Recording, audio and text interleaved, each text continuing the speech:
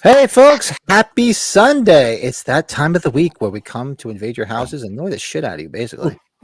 It's almost time. It is time. Almost time, kids. Time. Gather around. It's almost time for the big giveaway.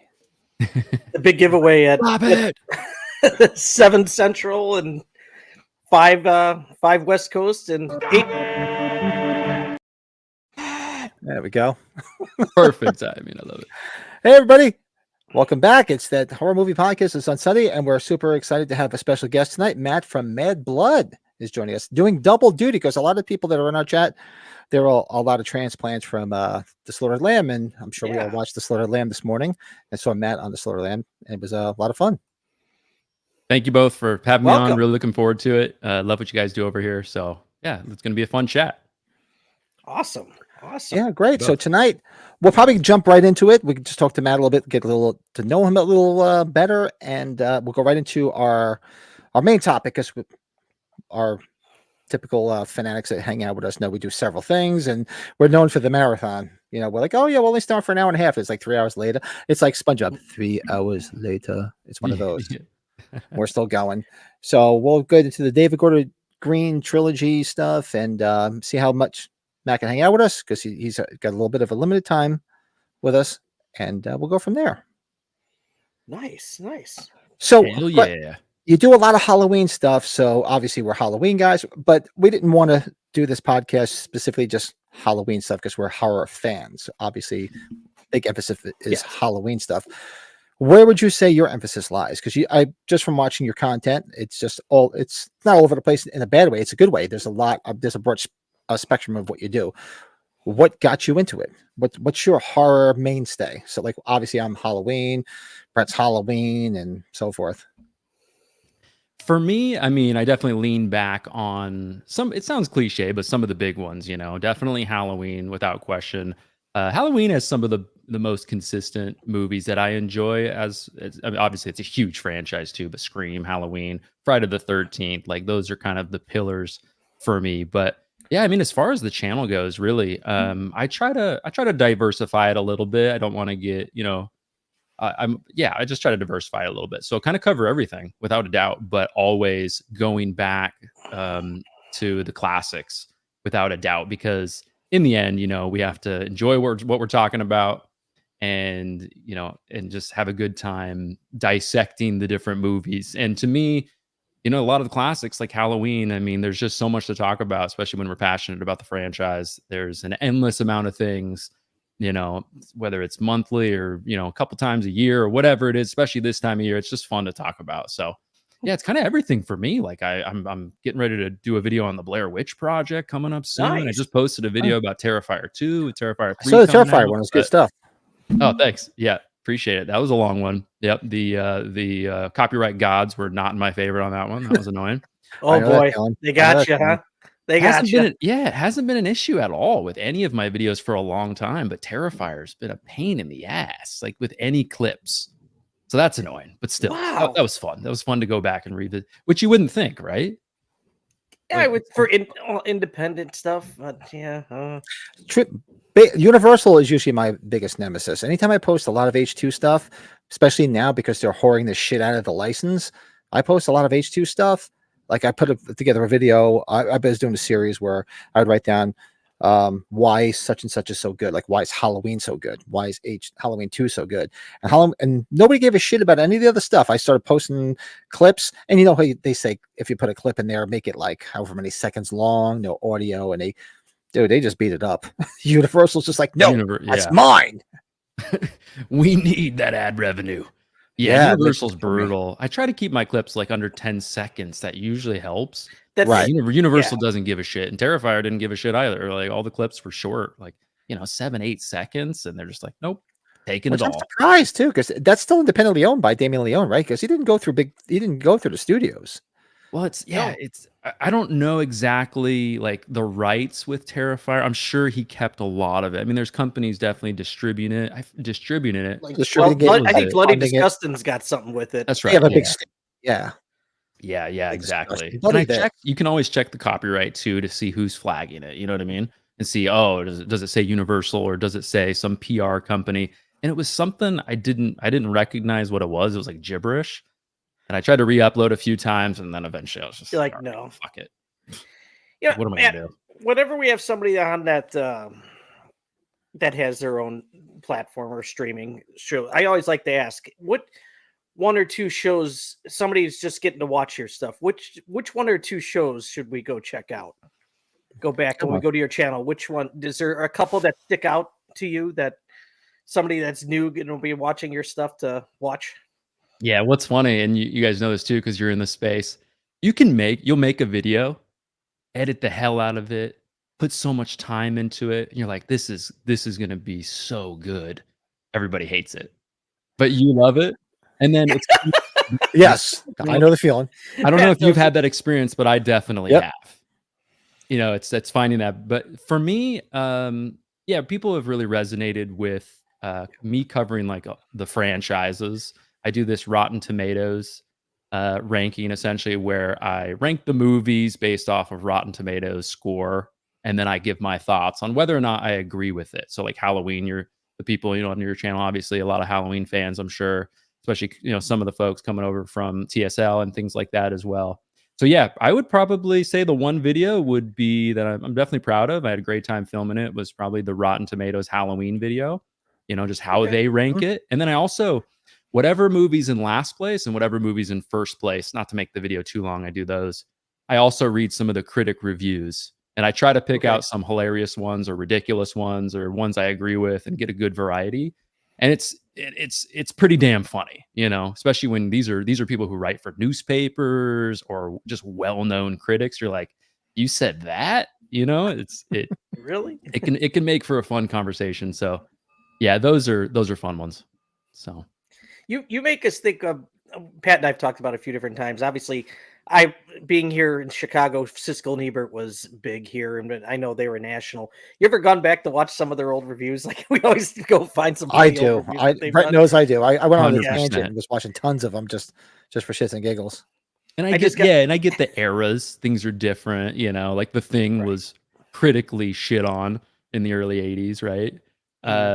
Yeah, it is funny. I watched some of their reviews of Friday the 13th recently.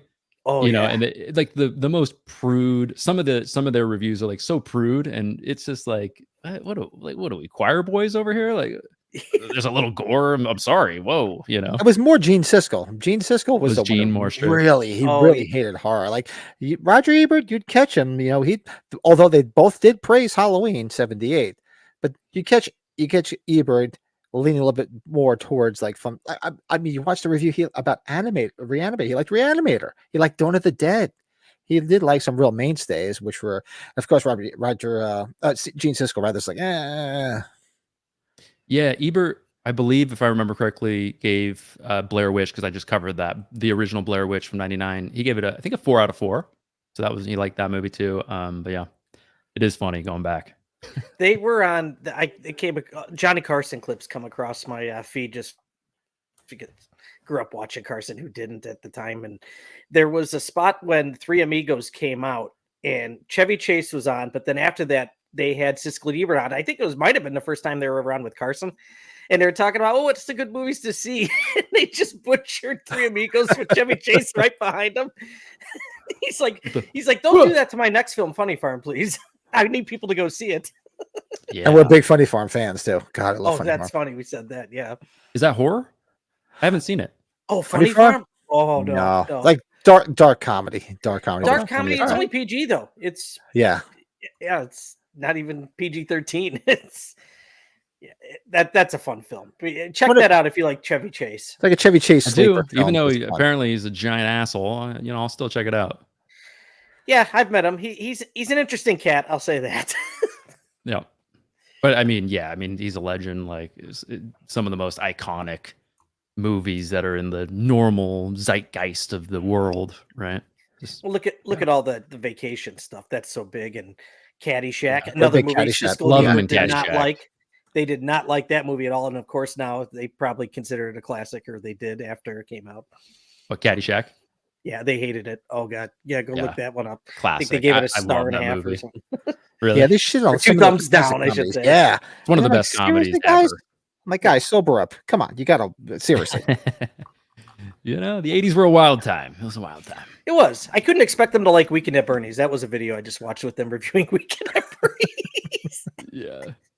Yeah, that's one you either love or hate. Yeah. Oh God, That's a guilty pleasure for me. It's a guilty pleasure. Me too. Yeah, me too.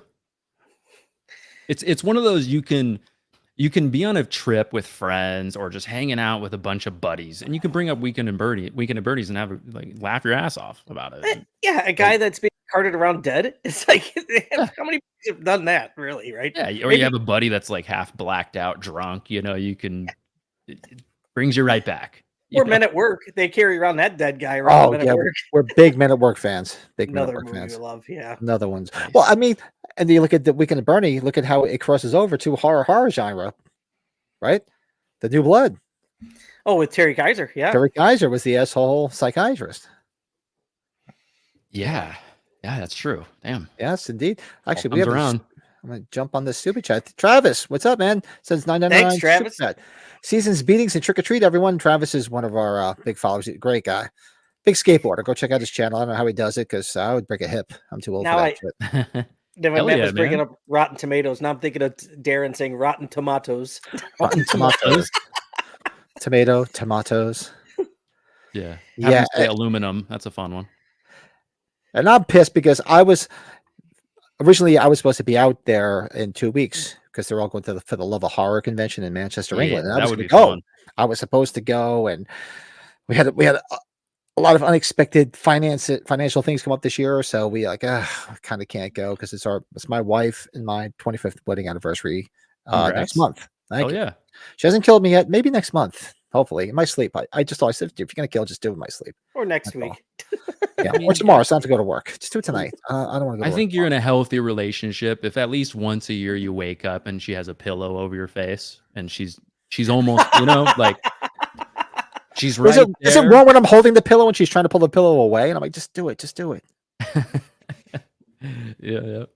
So I was supposed to be out there. Long story short, I was supposed to go hang out with them, and it kind of sucks that I couldn't make it. Actually, Colin, our good buddies in the chat, Colin Murdy, and I was going to meet up with him, but I'm still going to Ireland. We haven't booked it yet. We're supposed to go out to Ireland, so I'll hang out with him, and we'll do a quick hello to. There's a lot of people in chat saying hello. Yeah, here, let's say hello. Jordan Decker, right. Been watching. Jordan, what's up, buddy? Al Blades. You ever heard about Al Blades, Matt? Rob, what's up, man? No. Inside joke? Gene. It's there's Colin. Yeah, it's a guy that it's a landscaper guy that makes YouTube videos, and they're pretty funny. I'll have to check them out. There was a time where I was addicted to lawn maintenance YouTube videos. That was my algorithm. Really? Because my lawn was shitty, and I was like, I gotta. This is pathetic. I can't be a man without some stripes, right? Oh yeah, you need to have some sort of dedication, right? Yeah, even though I've kind of gone by the wayside with it. There's so much. I've given up. I've given up. Yeah, I've given up. Where were you, Pat? Where were we on here? Rob? You get Rob? I was just going down. I was throwing some David Gordon Green stuff in there. I noticed how the David Gordon Green trilogy. That's the hardest thing to say. I'm just going to say DGG Trilogy. They include Ben Tramer because in the second movie he appears dressed in a seemingly Michael Myers costume. No, they could have easily brought him back because they negated part 2. Yeah, he's alive in the trilogy. Yeah. And if you do, if we did a thing on here where we did the Halloween movie book club where we were reading the novelizations, and the Halloween Kills novelization, he's brought up. He's brought up pretty predominantly, and there's a whole scene with her and Frank. I was drawing a blank on Frank's name. So there's a lot more in the novelizations. So I might sound like an idiot. I'm trying to think. Wasn't there a theory that in the DGG trilogy, Laurie's kid, the dad was possibly Ben? That I thought that was kind of a lot of people said that, theory, kind of a thing. Speculated, right? Yeah, because from what I remember, we don't get any details about who, the baby daddy was, I guess. Sort of like everybody assumed Jamie from H4 and 5 was Jimmy's daughter from H2. Jimmy? Good old Jimmy. Jimmy the stalker. Yeah. Well, at least Ted Hollister wasn't anybody's parents, as far as we know. Again, if you have, I was going to say you said it. Yep. No, yeah. I was just in Salt Lake City last week, and I saw some of the sites, Matt, from Halloween 4, 5, and 6. And the first one that came up on my map was the death of Ted Hollister. Nice. Like the first spot. It's so bizarre. I was like, oh God, this is the first spot I'm going to? You son of a bitch. You said you saw Myers. It's Ted Hollister. Lion, son of a bitch. See, we're big Bucky fans. So Okay. Oh, yeah. Nice. So we got Bronson in here. Hey, Bronson. we all made our own Bucky hard hats. Adam? Yeah. Because Yeah, that's poor just what we Bucky, do. man. I was just trying to earn an honest living. That guy would State- clean up at conventions if he wasn't City dead. property. City property. He would, yeah. Yeah, it would have been. So we're gonna catch up and find his place out there probably next year when we all go. Yeah, I think we're gonna shoot to go next year. We were talking, yeah. There's Bucky. Try that Halloween shit with me. There's the man. What a great mustache. Maybe no Atkins mustache, but it works. He had that really full porn stash, like 70s porn stash. Absolutely. Yeah. It's kind of like a light one, like the one Vince McMahon had here at the end here. He had that like light mustache like that. So tonight we're talking everything the David Gordon Green trilogy. So we figured for the month of October, this is our month. This is what Halloween fans look forward to all year long. We figured try to bring some great guests on like yourself and bring up some cool topics to talk about in the Halloween verse. So I said, you know what? It's been 2 years since Ends. The dust has been settled and things are calmed down a little bit. Everybody's hyped up for the TV show that supposedly may happen and see what happens, what they do with films down the road. But we figured let's go back and revisit the trilogy because I personally think it's aging better than I thought it would be. But you still have the naysayers, you still have the critics, probably because Halloween Ends left such a bad taste in a lot of people's mouths. It's still fresh on a lot of our minds. It's 2 years and It's 2 years already. It doesn't seem like it, but it is. God, it would have been. What would have been if they filmed the second and third back to back, and just unfortunately, just didn't happen that way.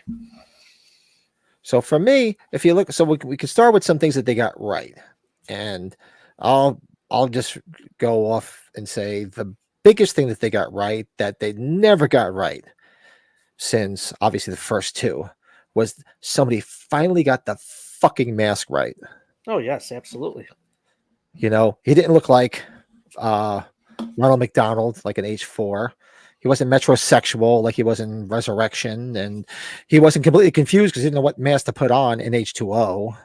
So they finally got it right. And we had Christopher Nelson on the podcast a couple weeks ago, and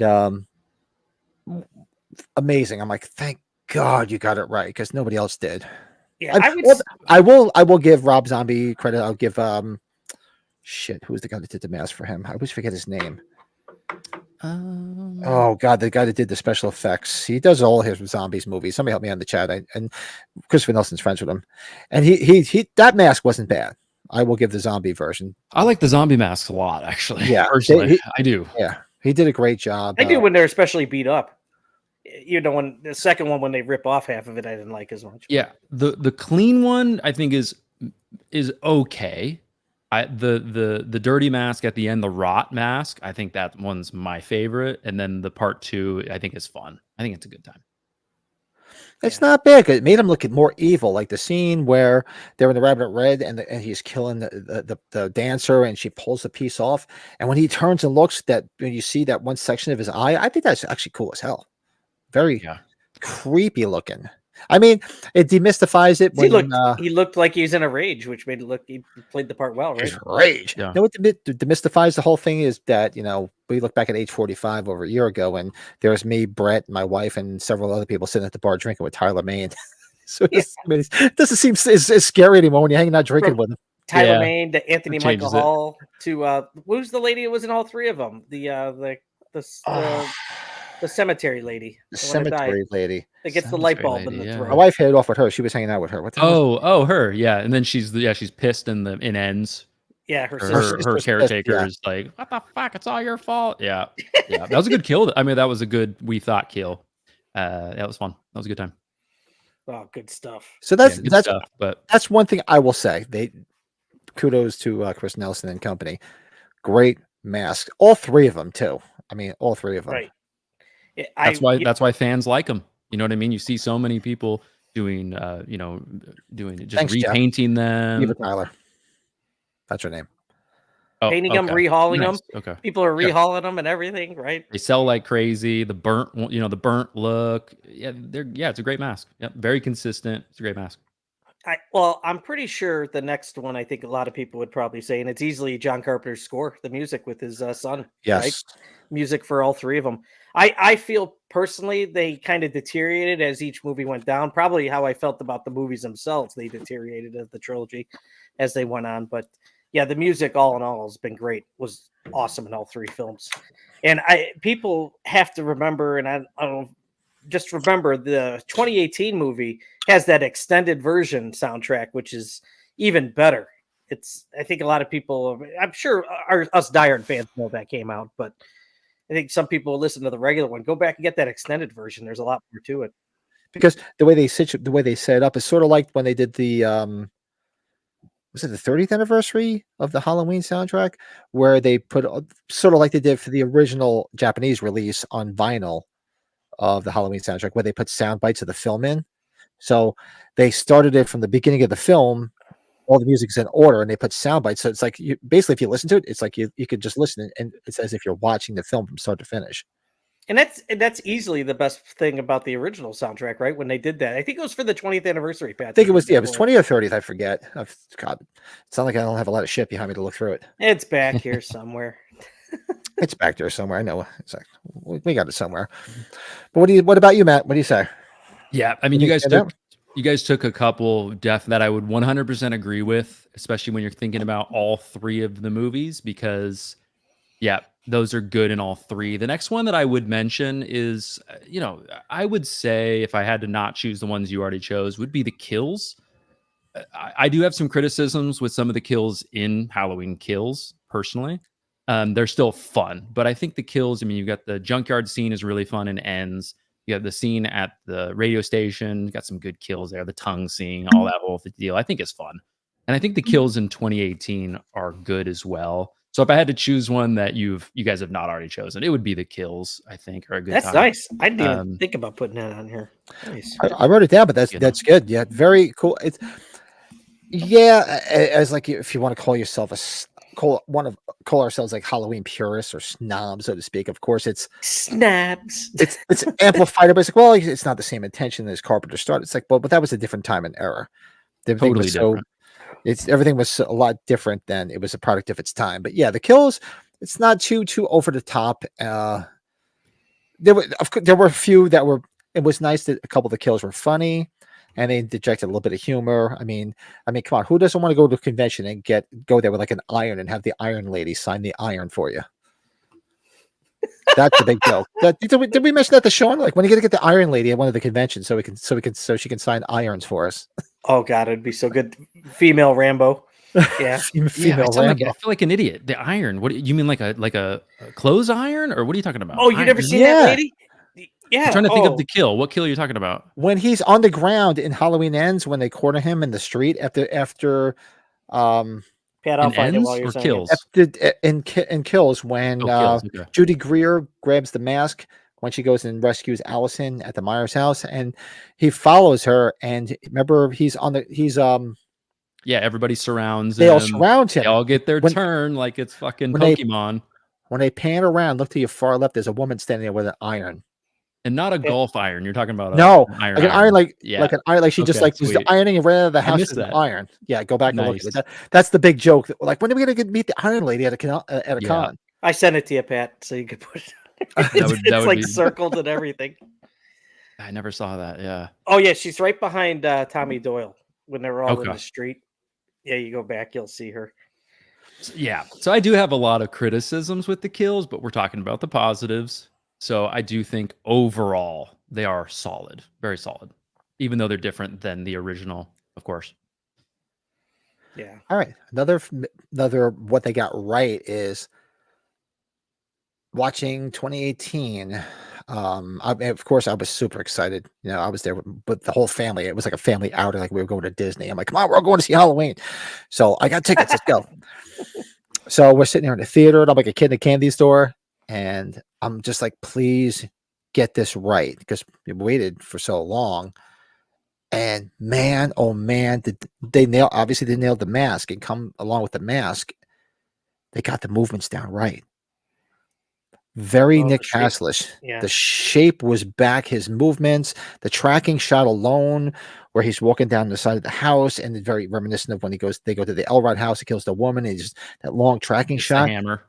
Gets the hammer. I'm like, they got the lighting down. They got the movements right, and they finally got that.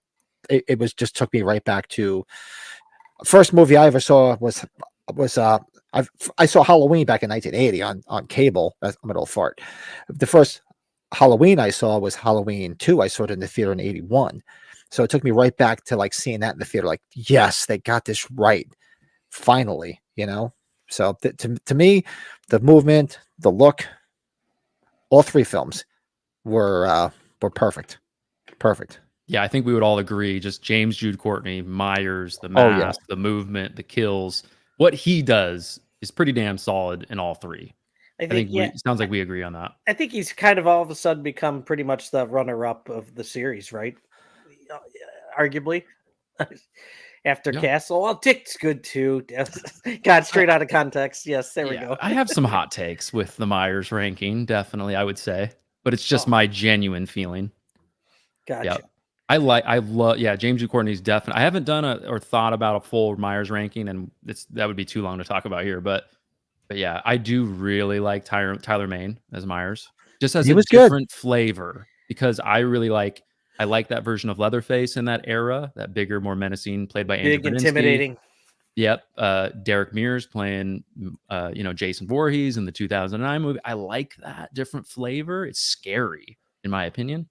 But I know we're not talking about a Myers ranking, but tangents are fun. No, absolutely no. This is good to get other thoughts on this stuff. I'm always curious to hear new opinions that we've never heard. So Yeah, it's awesome. I don't mind Dick Warlock either. Oh, Right.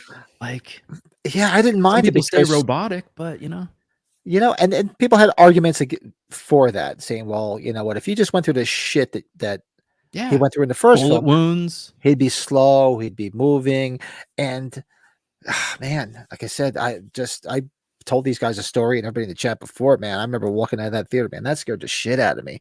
Halloween 2, and just like the first one did. And it's funny because it just shows you a time and place. You have young kids, and I'm sure at some point you'll introduce them, or maybe not, depending on the wife, because they're the straight boss from the womb. Yeah, day one.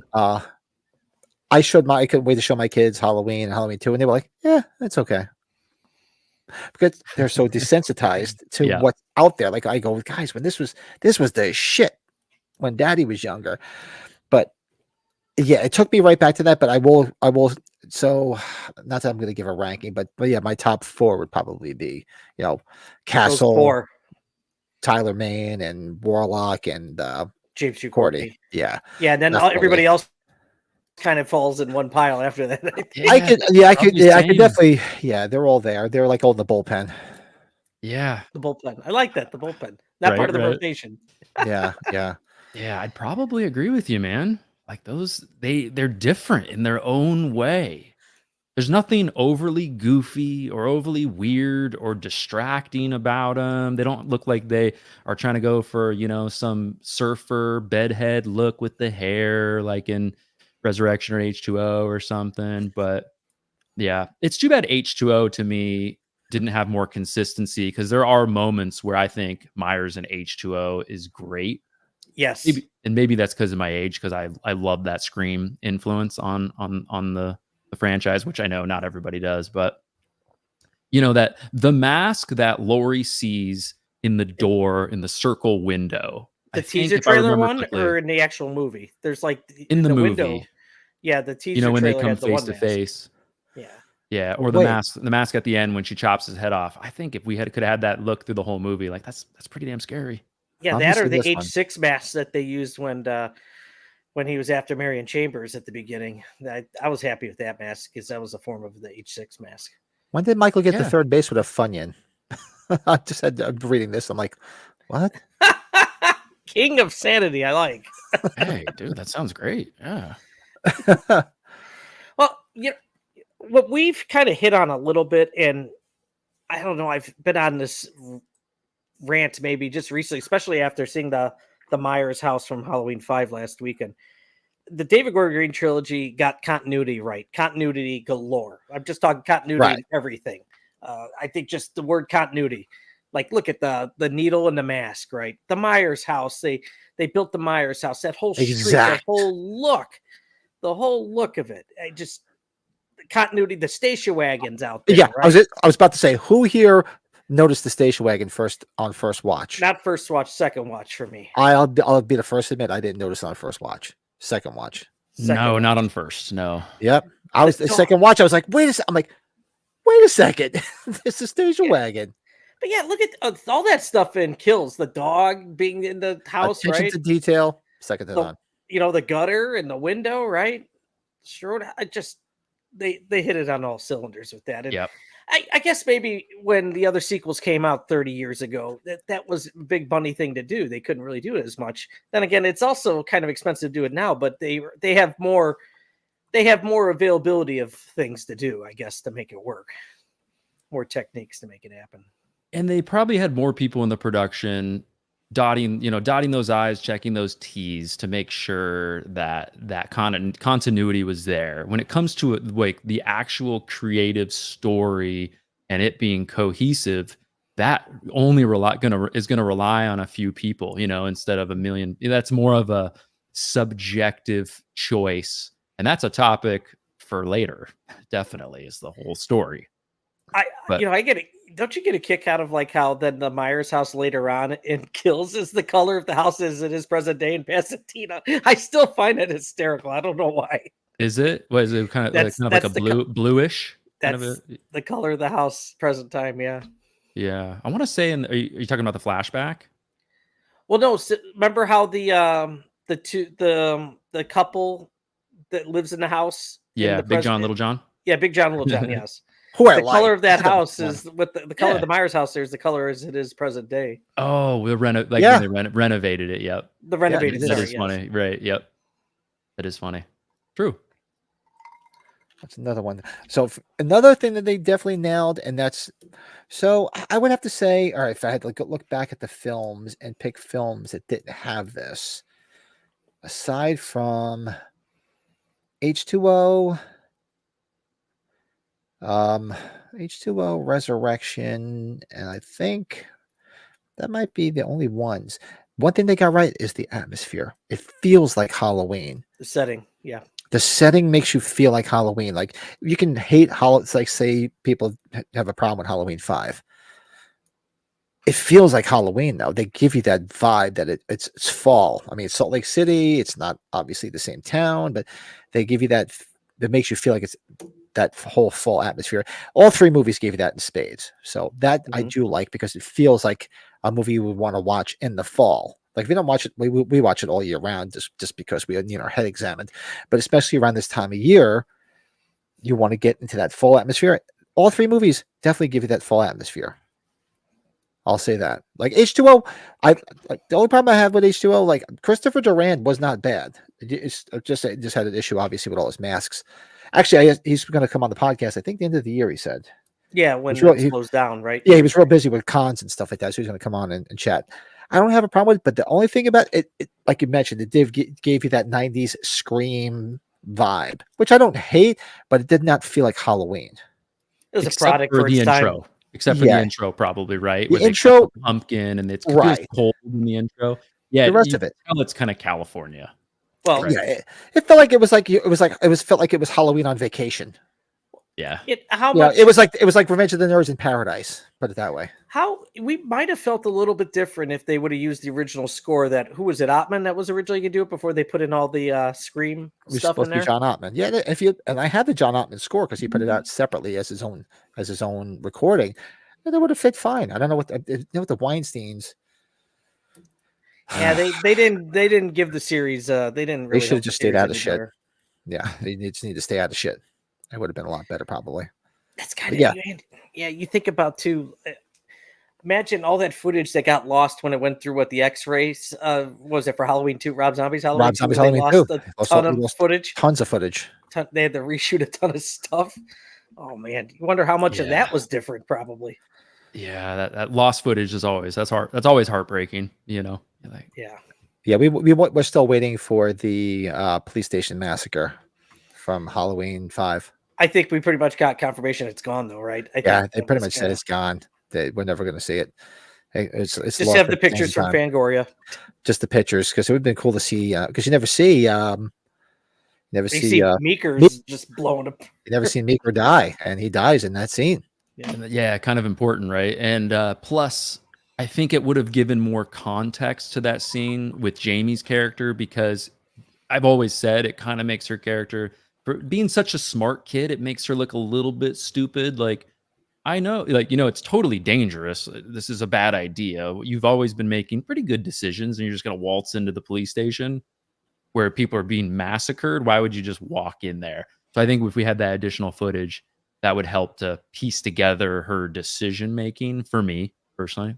So Yeah, hearing all that ruckus, right? Just like, oh yeah, it's a good idea. Let's just go in. let's there. That's a walk good point. in. Yeah. When normally she's been kind of, like scared, and she runs away from Michael a lot. Why would she go in? But who knows? Exactly.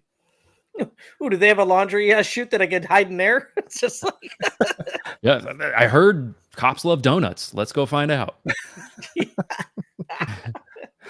What you guys got? and Another she one? was in the station, remember, before she got back in the car, so she knew. It's like, oh, this guy's chained up with his mask on. Yeah, not a good place. As far as I mean, We'll do like one more positive, and then we'll transition to some of the negatives. You guys get like another positive each. And then I we'll- have a small one too. yeah, go ahead, Brett. Hey, that's a personal thing. Come on, we're live here. That's okay. Straight out of you know, context again. I'm Here with we you there, go. man. Wait for the wife to throw something that hits him in the head.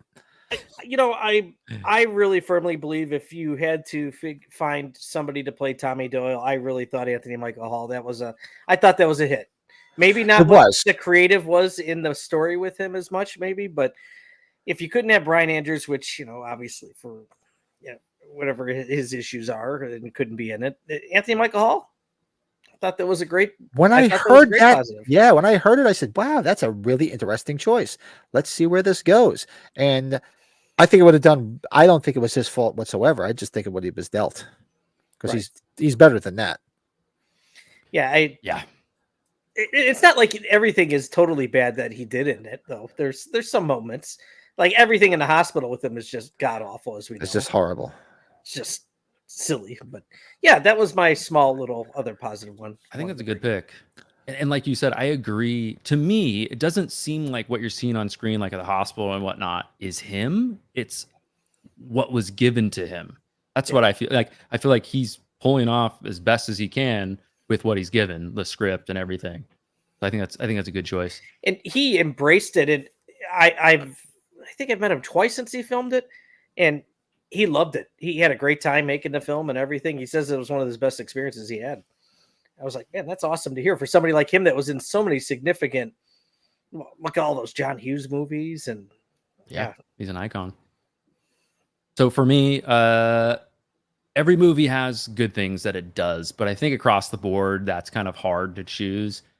And this kind of goes back to the cohesiveness, I would say, with what you mentioned earlier, but just technically, the way they're shot, the way they're lit, just the technical aspect of every movie, I think is done well. The creative stuff, that's a different story, but just technically, the design, I don't remember any like sound effects or music that was just too loud or too low, or like I just went back and watched Terrifier 2, right? And Damien Leone did everything in that movie, right? Sound design, everything. And there are some moments though where you're just like, oh, the volume's way too high. You're like drowning out the dialogue. Whereas in this trilogy, it's all pretty technically on point, I would say, if I had to pick one. So No, I definitely agree. It was funny. It's funny you mention that, because my neighbor, who's a curmudgeon, I thought maybe see him in the chat here, hates everything. So I was telling him about Terrifier 3, because I know my wife will go see it, because I'm like, oh, we got to go see Terrifier 3. It's like, what's that? So we actually binge watched Terrifier 1 and 2 the other night.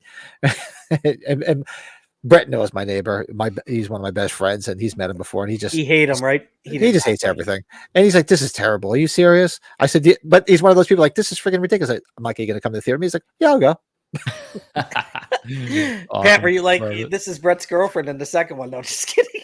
I did say that. I said Brett has a little bit of a Jones for Lauren Rivera. He's like, well, that's why I like Brett. I can see that. Yeah, she will be back. Yeah, I don't think I don't know if it's going to turn out so well for her if I'm a betting man. I could be wrong, but I don't know. Yeah, let's see, because she's a big fan favorite, and I'd hate to see it if she's going to keep on. If they keep on going, make another one. Why not? Yeah, it's pretty much confirmed they're going to do a fourth, I think. Yeah, if he's, I know those studios have probably been hounding him, but him to keep it to what he's doing, it's good.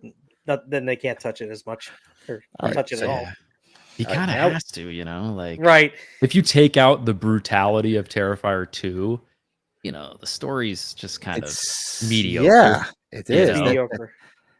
That is that's the character. The character and the brutality is what it is. Because you end up laughing at some of the stuff he's doing. I was explaining that to Mike, and he's just like, "So what's the big thing about these?" I said, "It's not so much there's a story, and he don't talk. He doesn't talk. It's more about you want to see how far they're going to take it. So each one, it takes it a step further. So now apparently this next one, like they're saying, like the first 10 minutes is batshit crazy. So and I told them, I said, the big studios came knocking and said, "Hey, look, this guy's making money with this. We want to work with you," and they wanted to make it rated R. And these movies are not rated R by no means. So he stuck to his guns and said, "No, I can't. That's what this is based on." Everybody's expecting me to see, okay, what's he going to do next? So if I scale it back, it's going to be a bomb. So he was smart doing what he did. Well, let's say hypothetically, Terrifier 2, if you removed all of the marketing about people passing out and ambulances going to the theater, if you removed all that from the earth, would the movie have still done 10 million? Or what? But it's kind of like, it goes back to Terrifier 2 is interesting too, because and it's a tangent, but it's like the Blair Witch. I mentioned the Blair Witch a second ago, and it's not on that level because the Blair Witch did 250 million. But that concept of viral marketing, that also happened with Skinamarink, that movie. That movie that's kind Pat's of favorite movie. A lot, great movie. God, that's 2 hours. I'm still waiting for them to pay the bill for the 2 hours of my life that got wasted. But like the only reason 90% of people probably went and saw that movie is because they saw, I saw like 10 people on TikTok talk about it. That's why I watched it. Terrifier had that viral marketing, you know what I mean? They've already started it with Terrifier 3. They're already posting a ton of stuff about 9 people walking out. And, so they did it with The Exorcist back in 73. They did with The Exorcist, whatever it was. Yeah. Oh, everybody walked out. It was horrible. They were sick to their stomach. I mean, it's smart. I didn't look. What's the running time on Terrifier 3? Oh God, it's like 2 hours and 15 minutes or something like that. Okay, so it's not 2.5 hours like the last one, but it's a little bit less. Yes, it's just slightly. Sorry, you said 3. I don't know about 3. Sorry. 3 is supposed to be over 2 hours too, but I think it's just under what Terrifier 2 was. But it's funny when I first saw when I saw Terrifier 2, that 2.5 hours went quick to me. But like watching it the second time, and I was like, I already know what's happening. It's like, God, this is long for what it was. The last 30 minutes, there's no talking. Essentially, it's a silent film for the last 30 minutes. It's like just grunting and screaming. So, which is that's fine. I mean, I just watched that movie. What was that movie called? Just came out with what's her face from Ready or Not. Drawing a blank. From Ready or Not, the blonde chick. She's also in the introduction to Scream 6. Scream 6, yeah. She's in a new movie. Oh, the one where it has a weird name. Azrael. I think it's called Azrael. Abigail. No, not Abigail. That's the vampire one. No, it's called like Azrael. But anyways, it's basically a silent film, except for somebody speaking Spanish in the movie. But it's actually fun. It's a good time. I like Very her. What's her gory. name? It's a good time. No, God, what is her name? It's Samara Weaving. There you Ready go. or Not's a good Samara film. Weaving. Thanks, Jeff. Samara Weaving. Thank you. Samara Weaving. Yeah, Hugo Weaving's daughter, right? Yeah. Sorry, brain wasn't working there. You said Ready or Not. I thought that movie was great. That was so much fun. A lot of people love that movie. Yeah, definitely. It gives me the Your Next vibes. Pat and I like Your Next a lot. Oh, I love Your Next. I'm waiting for part 2. God, I wish they'd do part 2. What if Halloween Ends was close to 3 hours long? Would that have helped the film? No. No, you're gonna just. It just would have been movies. more of the same. Just more of what you didn't want, and I don't. Not that we're gonna go down the rabbit hole. I don't dislike that film. It was an okay film, just not the right time, place for it. Byron, you said something about the dialogue. I guess I would probably go with 2018, but if I was thinking of, I did write dialogue down. Yeah, So yeah, 2018 had some good dialogue. All right, He so said what was a favorite of the three. I was like, okay. yeah, we could transit to some. Okay, that's a lot of stuff that they got right. So let's transition to what did they get wrong? And one of my things that they got wrong was there's a few things I write down here. Real poor use of the legacy characters. Yep, that was my number 2 here. You stole mine. You stole mine. Yes. Callback character roles. I mean, I was excited when they said they were going to bring certain people back, and then like you did such a shitty job with it. There was so much more you could have done with it. Yeah, poor use of legacy characters. Yeah, I think the only person that got a decent, the only character that got decent use out of it was Lindsay Wallace, and she's the only one that survived. But she was the only one that really didn't have a shitty arc. She had a great chase scene, which was really, really good. She didn't have shitty dialogue. You know, she had a nice altercation with Myers in the park. All the rest of them, you know, this is for Dr. Loomis. I was like, oh, I'm going to feel like, oh, she didn't. Secondhand embarrassment. I'm like, she didn't just say that, did she? Everyone's entitled to one good scare. That was the next one. I was just like, oh God, you're killing me. Nancy Stevens, one of the few that dies twice in the series. Yep. Well, Yeah. I feel like if I was writing a movie, I'd be like, I want to make something that's just badass. This overusage of fan service is just, it's almost like that something's lacking. So you're like, shit, oh man, we got to get some more cheeks in the seats. So let's bring back, like, there's just too many legacy characters, in my opinion. How about we utilize a couple of them really well instead of just throwing them all in your face? You're right. I don't think everybody did too many at one time. Yeah, Halloween Kills, they brought too many at one time. They could have sprinkled it through all three. I think depending on the movie, like I think not this last Ghostbusters film, but the one before that, the Afterlife. I think they did it right with how they used the legacy characters, at least the original crew. But that's a different story compared to the Halloween legacy characters, I guess, because those legacy characters in Ghostbusters were the main characters, right? So it's a little bit different. So wiping out the legacy characters, yeah, so fast. That's it. Yeah, because they were just fan service. Fan service is good to a point. They have them in there, but then just leave it be. I felt their characters a little bit more. Don't give them one-liners.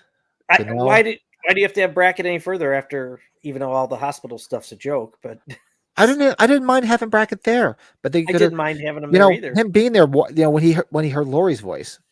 Okay, Laurie was there with his daughter. They were best friends. The night he lost his only daughter, wouldn't you have rented that room to say hello, or would you just sit your fucking fat ass down and just? I'd be like, wait a second, she's in the hospital. What the hell happened to her? 40 years ago, the same shit happened. Wouldn't you run to that room? I wouldn't be like, whoa, what are you doing here? What happened? He just sat back down. Poor development. Yeah. How do you guys feel about the humor that they injected into the three movies here and there? You know what I mean? I don't think it was it's in there. I don't think it was in there as much as people would have thought with the guys who wrote these films, because that's kind of like what they're David Byrne at a time. They were known for comedy. Yeah, they were known for comedy. Our buddy, what was the other guy's name? Why I can't think of his name. Oh God, the guy from the guy from Eastbound and Down. Eastbound and Down. He was also in what the one of the Alien movies, Prometheus or whatever. I'm drawing a blank. Yeah, but like the scene in Kills at the park, like almost some unintended humor where the girl like shoots herself in the face and the other stuff like that. Oh, yeah. And then peanut butter on my penis, so those are controversial for some people. Yeah. Some people hate them, some people love them, but it feels, especially after 2018, which, I mean, it has some stuff, but it doesn't, the tone is so similar to the original. And then all of a sudden we're doing like a comedy kind of, with it's almost like we're doing Texas Chainsaw 1 and then Texas Chainsaw 2 here. Like we're trying to, like, what are we doing here? Some people didn't like how he shaped the couple, like in the picture, the homosexual couple in the bedroom, like the picture that was on the mantle. I'm like, no, he likes to position. Michael always positioned. That's one of the pluses I forgot to bring back. Yeah, I forgot to bring that up. That's one of the things they did bring back in the trilogy. Michael's playfulness, his animal instinct. Where what is if you have a cat, what do?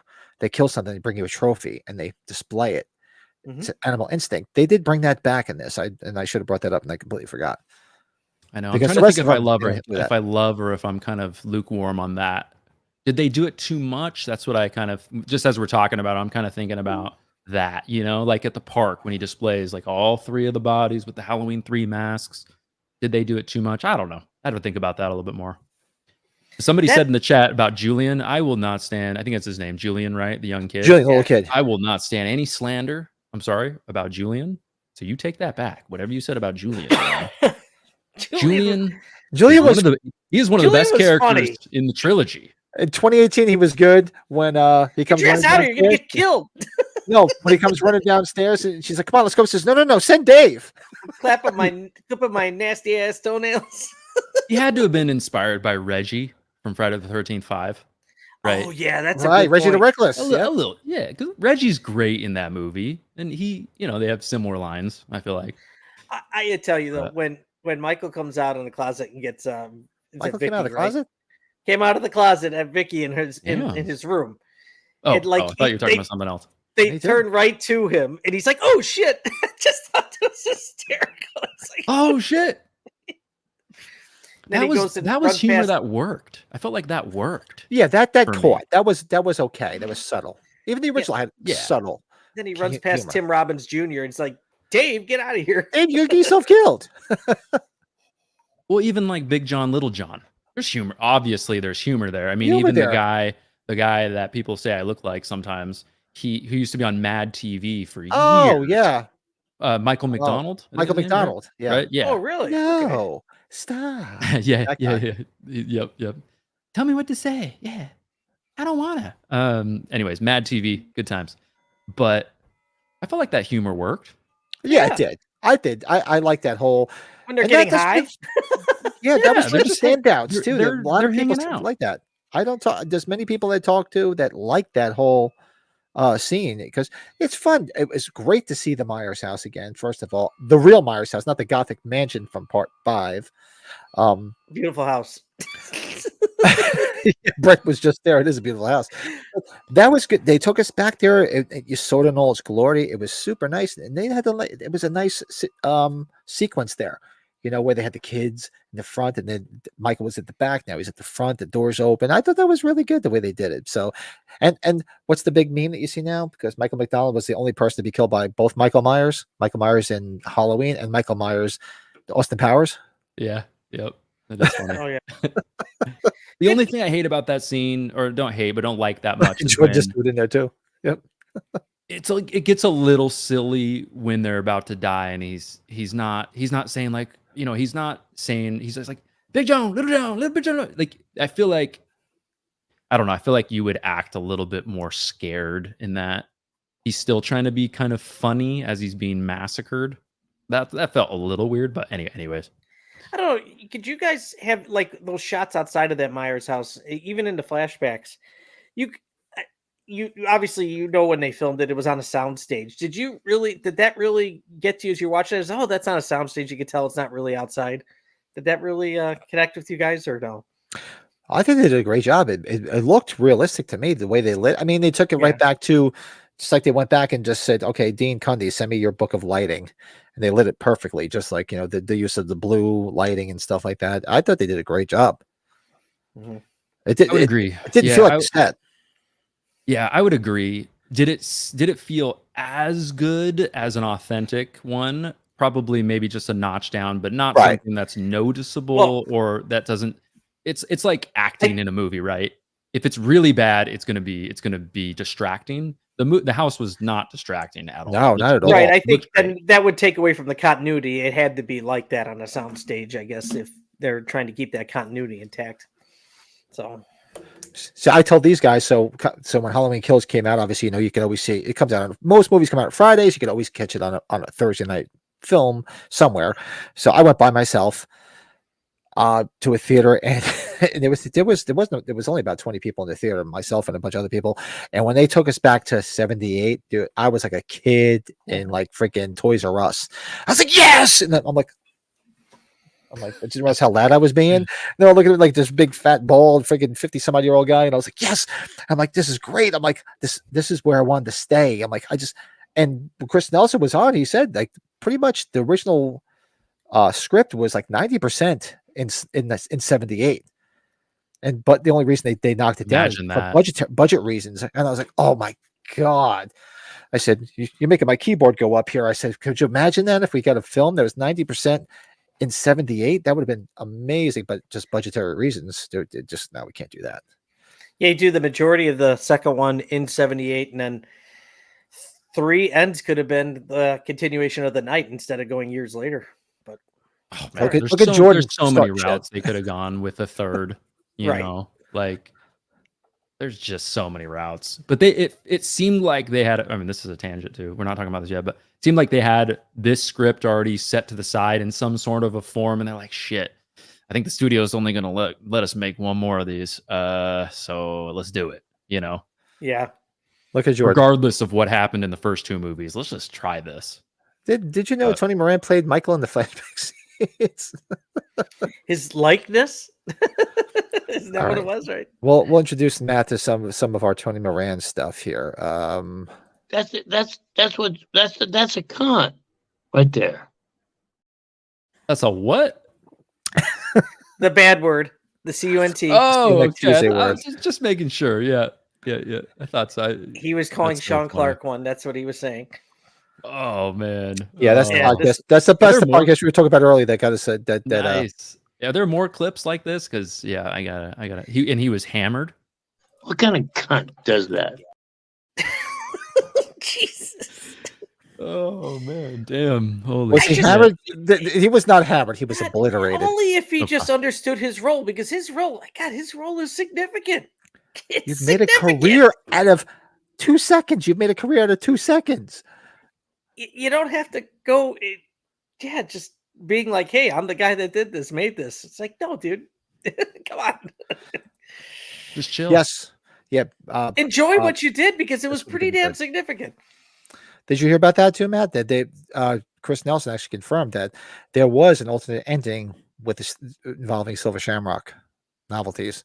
I have heard about that. I want to dig deeper into that. I love these alternate ending possibilities and conspiracy theories. That would have been interesting. I don't know. Did you read any of the novelizations that came out or no? No. I still need to also read like Taking Shape and all of those. They are on my list, stuff. you know. That's going to give you content. If you want to do Taking Shape, that will give you some. It's going to give you a lot, especially part 2. The lost sequels stuff. Yeah. Just all the different sequels that they didn't use. And Dustin McNeil, the author, we've had him on here before. Great guy.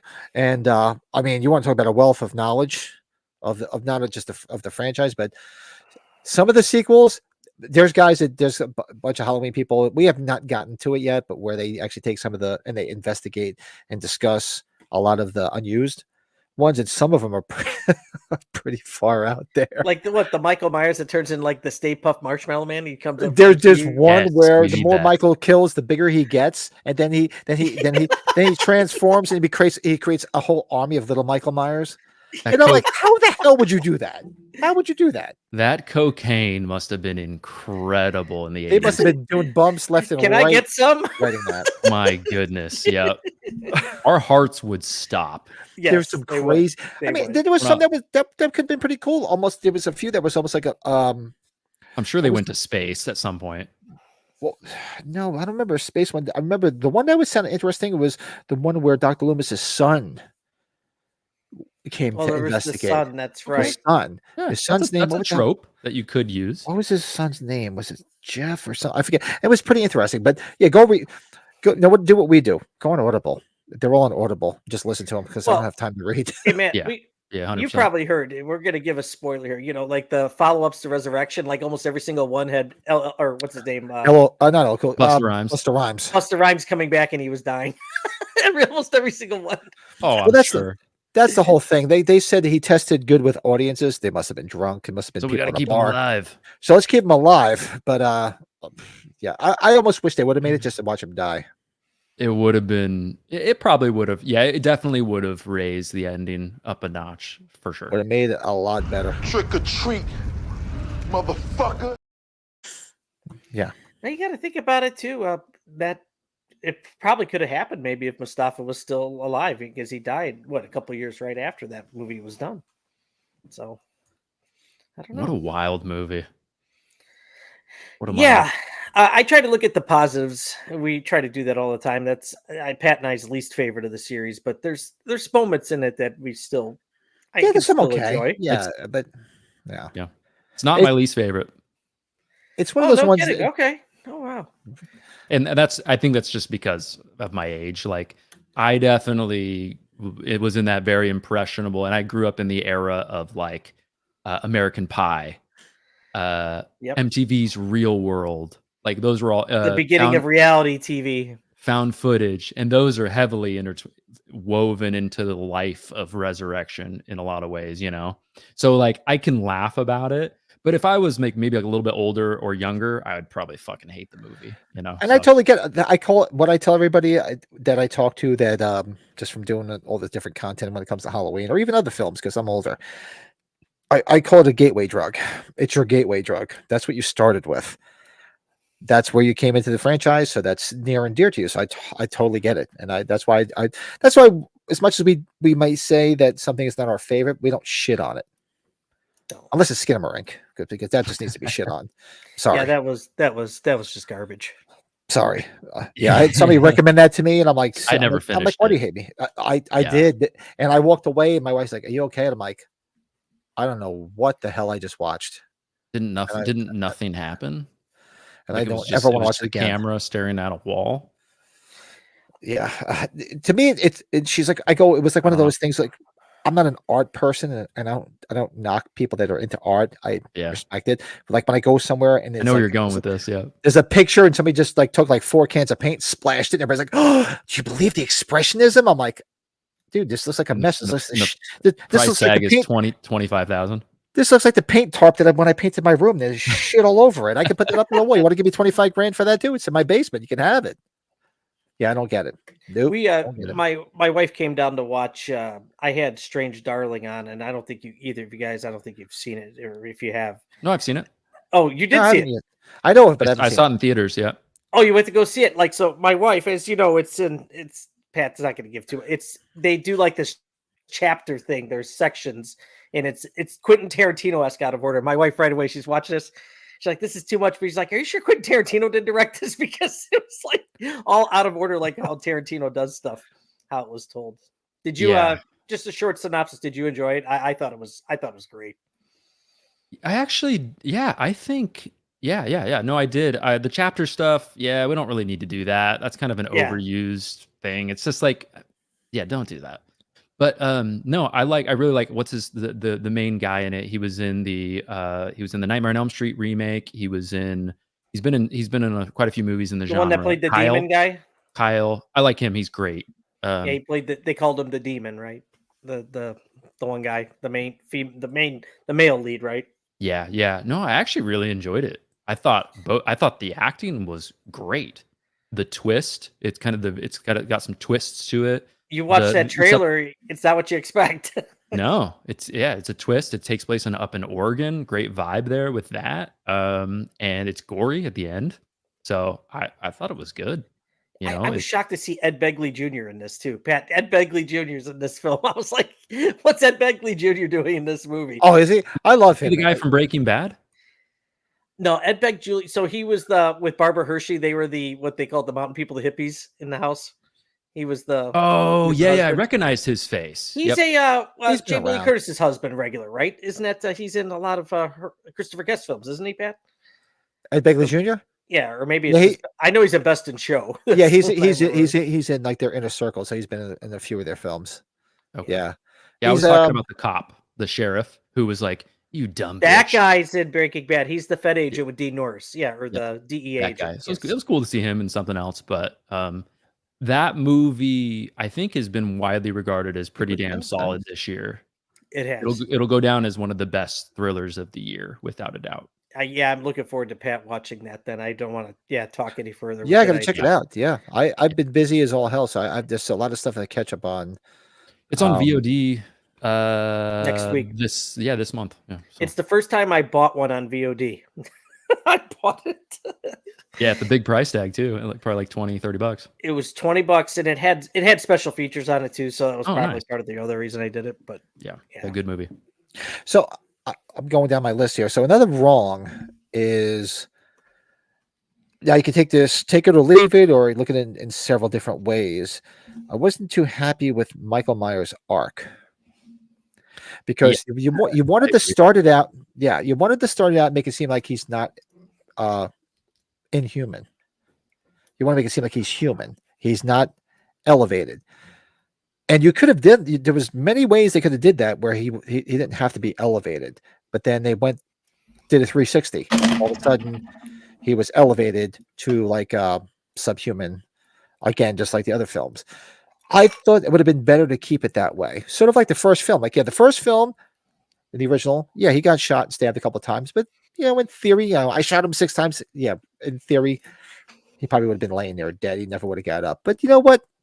There's psychos out there might limped away or kind of crawled away or something. Exactly. So that was the thing that it didn't take me out of the film completely, because you're so desensitized to it because of how much they elevated him in the other films. So you're used to it. But they made it a point of making it seem like they were going to go back to, Michael Myers is just a man. You're just a man who can bleed out. Well, he bled out in part 3. Well, why didn't he bleed out before from all the other shit you did to him in the past 2 films? Yeah. Well, besides him regenerating, he didn't have a nurse, he didn't have a nurse in the friggin' in the tunnel. Besides him regenerating and in ends, he's pretty wasted. Jizzing his pants. Yep. Yeah. Jizzing. Yeah, exactly. I jizzed in my pants. I'm done. Yeah. Corey walked into the tunnel and then I jizzed in my pants. Corey touched me in my special place. I don't know if you guys had it. The one wrong for me, 2018 had enough, I thought. I really think besides the Lindsay chase, I really think the second and third entries didn't have as much suspense, that they didn't build it nearly as much suspense for me. I still enjoy the films, not nearly as much suspense, but I love this, the mannequin thing with upstairs in the one room with Laurie in 2018 was just awesome. It was tense. When you were going to see that happen. I love the stuff when Ray dies. I love that score when that all happens. And then when he slowly turns his head, when he hears Laurie, in the house, inside the house, it was just, that part was just so good. But yeah, remember we saw kills, Pat? We were like, what else was there besides the Lindsay chase that we were really kind of, all the stuff in the Myers house, it wasn't really built up nearly as much, right? No, I mean, everything kills. If you take the whole hospital sequence out, it's a perfect film, in my opinion. It's a fun popcorn entry. It's fun because you have the flashback, which is amazing. Even if you saw her get to the hospital, just like in Halloween 2, she got there and she's there. She's going to stay there because she's all fucked up. She's had plenty of shit happen to her. And then if it would have picked up with them all, Lonnie and Cameron and Allison going to the Myers house and that whole sequence, fine. The whole thing with Tivoli, there's no way to mistake that. I mean, that's like mistaking me for Brad Pitt, dude. What are you, fucking blind, man? Go get some glasses. How does this guy look like Michael Myers? Come on. My only my only thing to kind of say about that would be some of the people, I imagine a lot of the crowd probably didn't even see the guy. And they're just like dumb animals. They're like, let's just run. Where are we going? That was I know what you mean. Commentary, yeah. But the thing is, remember in the bar, they were showing the pictures on the screen. This is one guy. This is the other guy, and they were saying who was what. Now, I always said on one of the videos I did that if you remember in 2018, the father and the son that were driving back from hunting. Yes. When he stopped, he almost hit the one inmate. That inmate could easily have been a dead ringer for Myers. Same build as James Jude Courtney, same build. Should have used him, you're saying. Why did you use him? Why did you use the heavyset bald guy? Looked like Danny DeVito. This guy would have been believable. That would have been great because it really would have thrown people for a loop. That I didn't understand. Why did you pick him of all the people they showed when they were at Smith's Grove in 2018? Pick that guy. It had to have been on purpose. I guess it was to really nail home the whole social commentary thing, but that is making the audience seem like they're really stupid. Like, we get it, like, yeah, a more realistic, or even just a normal like build of a guy, like Yeah. someone who's 5'10" or whatever, not short and huge. But yeah, I'm with you on that. Take care, Gene. Yeah, I'm just, See you, Gene. that just would have been it would have been a little bit more believable. That was my big thing that took me out of that. That's one of the things that was one of the big things on there. That took me out of it. It's just like, seriously? I mean, come on, guys. No. I mean, and you look at him, it's like, you knew all the stuff that Michael Myers did. Did you really think that that guy did all that stuff? Yeah, Lift people up and overpower people. been a legend for all these years, Yeah. That was just.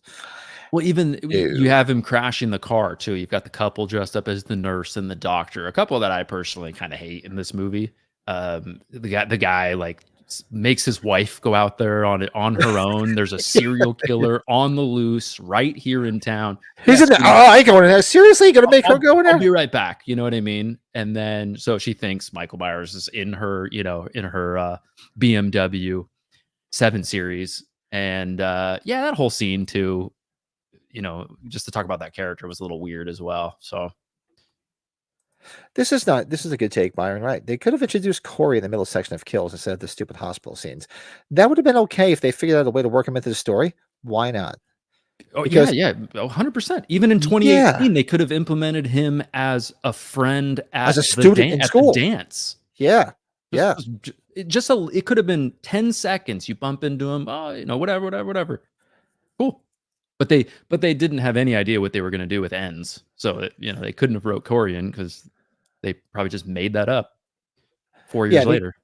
Because if you listen, they could have. Yeah, I guess so. You're right. Because the kills, they could have brought some. They could have interjected them and then built them up in ends. Because if you read the Halloween Ends novelization, because one of my biggest things. Okay, I could even say about this about things that he got wrong in the trilogy is the beginning of Ends.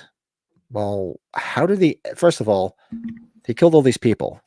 How did he get away? How did he get to that sewer pipe?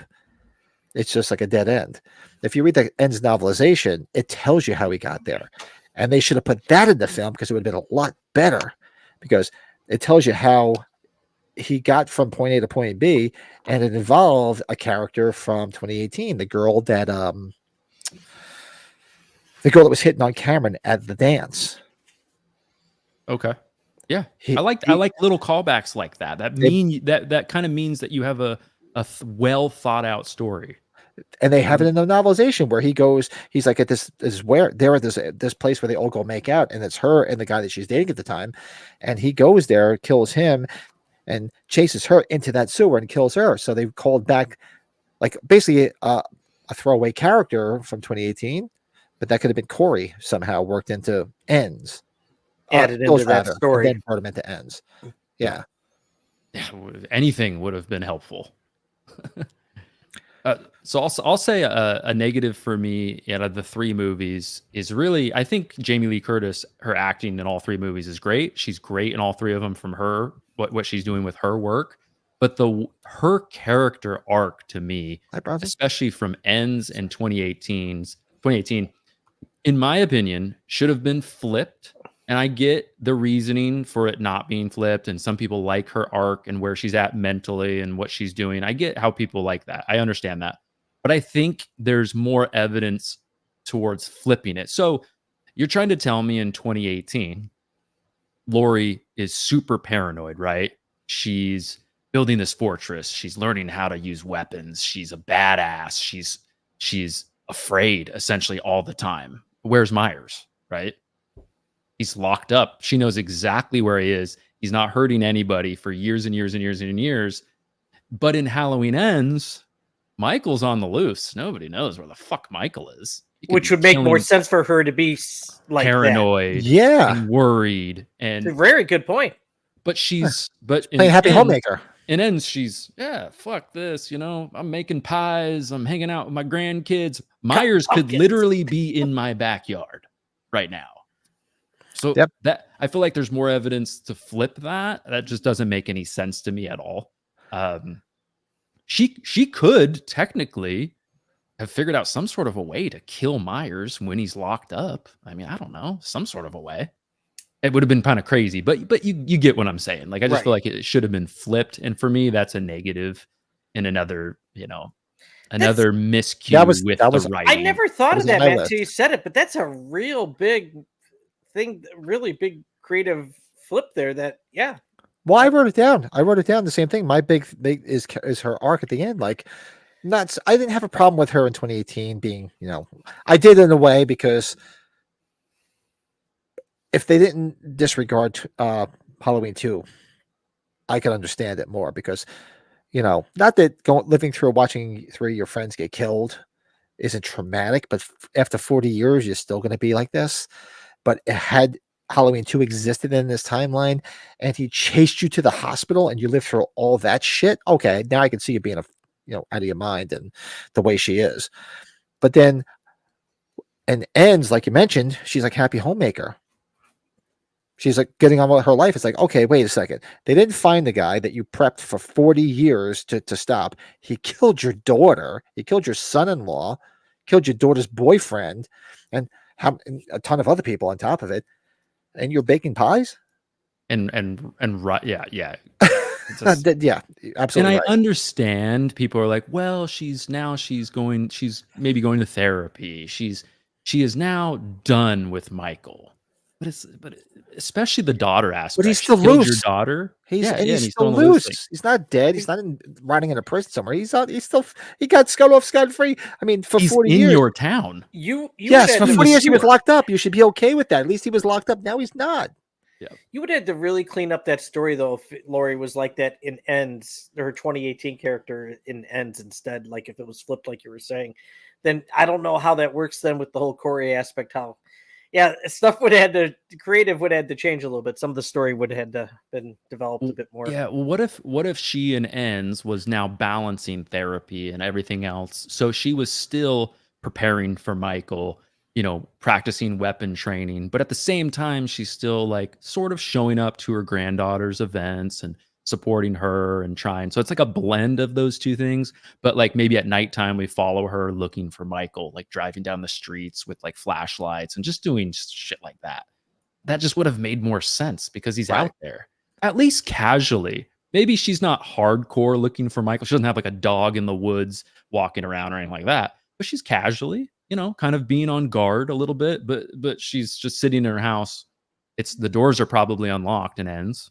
Like, she's just like, what does she say? She says that she gives that line, you know what I mean? Like, fuck the trauma or something. I can't remember. But. Yeah, with their tits hanging out or some shit like that. Yeah. Oh yeah, show your tits to something, whatever.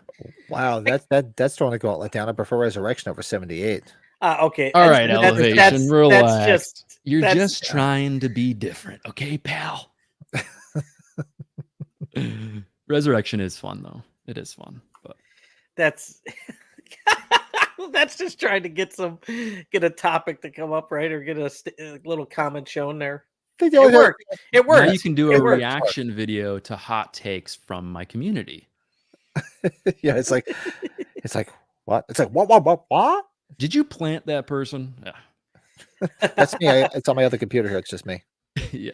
Planting it for extra content. We've done that sometimes. The only thing that I've had that I put down here that was wrong is a little bit where we kind of touched on it before with the misuse of the legacy characters. The dialogue. Some of the dialogue was a little cringy. Yes. Some of the dialogue, just a little bit out there, like we said before, with the peanut butter on my penis. I don't think if you're going to negate the whole brother sister arc, you didn't even need to bring it up in 2018. It says, wasn't it a brother? Well, you didn't need to bring it up because everybody knew that you weren't going to. Then you're acknowledging the movies that are not supposed to exist. Yeah, feels weird. You just didn't need to. You just should have left it alone. That's a good question, Matt. So you know how they show Annie dead? Like they took a shot from Halloween 2 when she's on the stretcher. They show that in a flashback sequence. I don't have an issue with that because she's dead anyways. Just because it took place in Halloween 2, like in Halloween 2 doesn't exist. Andy would have been dead being pulled off anyways. Does that bother you still, or would that bother you or no? Yeah, I think I'm just kind of whatever about that. It's not a big I'd have deal, to right? I'd have to think about that a little bit more honestly off the top of my head. I'm trying to remember how that all went down and how it was shot and everything. Kind of forget. Remind me where that was placed, like what that was, squished between. I forget. Was that when Laurie's talking at the beginning event when all of her friends are being killed? Maybe Yeah, like the that exposition. or it's in Kills. Yeah, it's The exposition scene where they're showing like all the people. Yeah, and it was in 2018, and talking about. So they showed like when she was in the stretcher. It's like, yeah, that was shown in Halloween too, but that was technically the same night, and she was dead on a stretcher. She would have come out of the house at some point. So you really can't sit there and say like, oh, they showed part of part two. It really wasn't part two. She was dead from part one. Yeah, I don't really have a problem with that. I don't think. What about you? I don't. Some people, Some people when were coming we've up, talked "Well, about it you in said you got rid of it Halloween too. Why are you showing her on the stretcher? Because she was dead in the first one. What's the difference if she's on the stretcher? Yeah, when was she dead? First movie. Yeah, she So died it's in the fine. first movie. They're gonna take her out of the house. They're just That's what- showing her coming out of the house. we're extreme to the series, but when it gets that extreme, we're like, nah, no, sorry, don't worry. Yeah, I mean, I'm messed up, but I ain't that messed up. But I don't know. That's what I have in the wrong. I mean, you I guys have have a any wrong other for you. stuff? What you got? I know you're. I don't know where you sit on Kills, Brett, but it sounds like Pat, you're a big fan of Halloween Kills, and that's okay. Cool. Like, there's a lot of things in Kills that I really enjoy as well. But for me, I don't really love Michael Myers becoming John Rambo in Halloween Kills. And what I mean by that is kind of like a lot of people love the firefighter scene. That's one of those scenes where if you wrote it down and you handed me that on a paper and said, "Is this a scene you would like?" I'd be like, "Fuck, that sounds amazing. Hell yeah." Because my channel's name is Mad Blood. I love kills in my horror movies. I love gore. But there's something that feels weird about that scene. I think in that scene, a gripe I have is James Jude Courtney in some of the moments he looks a little old with some. I want to say he did some of the stunts. But Yeah, he did a lot. Yeah, he did do a lot. yeah, like he looked a little hunched and a little slow, and he's just fucking massacring all these firefighters. And I remember the first time I saw that scene, my head is telling me this is amazing, but something here is kind of telling me, I don't know, this feels weird to me. I would have preferred it if Michael snuck out of the house and there were a couple firefighters maybe spraying water on some other edges of the house. Perimeter of the house. He massacres a couple of them, then sneaks off into the bushes. But watching the rest of Kills, that scene makes sense for the rest of the movie with the tone that they were going for. But it just felt weird coming from 2018, and then that was one of the earliest scenes in Kills. Coming from that 2018 tone where it's more sneaky Myers creeping through the shadows. And then all of a sudden we're thrown into the scene where he's not in the shadows. He's just like, "Hey guys, I'm here and I'm ready to go." So that's one that I do have some gripes with. But I totally understand if you love it, because I get it. No, it does a little bit It's much. gory. Like it was a little bit too much. It was very somebody put it in here. Jeff said you're very, very Voorhees type. But yeah, that's one of those things I could see why, because obviously, for me it'd be theater of the mind back like to 78 days, but they have to do something that's going to really keep asses in the seats, so they have to amp it up a little bit. So I get it, but it's not typical Myers because he's stealthy. He's not like the type that's just going to sit there and pull like you said, like a Rambo or a fucking Roadhouse and just start killing everybody, just start beating the shit out of everybody. That scene would have worked. Just really quick, I just want to say that scene would have worked. And someone mentioned Friday the 13th. So yeah, I could see a Derek Mears doing that. Could I see a Tyler Mane doing that firefighter scene? Hell yeah. You know what I mean? That version of Michael. But James Jude Courtney, to me, he's an older, gristled, wise Myers who's sneaky and just massacres people with a knife. He was casted with his age because of where Myers was at age. Right. Yeah. But if that was Derek Mears, I would have been like, "Oh yeah, this makes sense because this guy is massive." But anyway, sorry, Brett, go ahead. No, I think you hit the nail on the head. I don't really look into this too much as other people, but I really wish they didn't show so much of that whole sequence in the trailer. That was kind of, I think, what got to me a little bit. Yeah, Blumhouse trailers. Ugh. Yeah. Yeah. I respect though. I think it's on the DVD, but I remember even on social media there was a lot of choreographing for that scene with James J. Courtney. They put a lot of time and They did, energy yeah. If you watch in it that back, sequence yeah. to get done. So I do respect it from that level. Yeah, does it work? It got a little to the extreme. I would have put that fire hose straight to his face. I think he would have moved a little bit more. That looked like a trickle. It looked like my hose. Like if you go back and watch it looks weak. Yeah. Yeah, it's like my water pressure in my house. It's like, seriously, Yeah. I get it, but usually a fire hose is going to knock somebody on their ass. No, that's worse than that should be worse than a pressure washer. You know what I mean? Like pressure washers are deadly. I like Myers' super strength when he's lifting people up like Bob and he's crushing heads like in Halloween Resurrection. I like seeing that strength, but the hose thing, I don't know. That felt a little weird.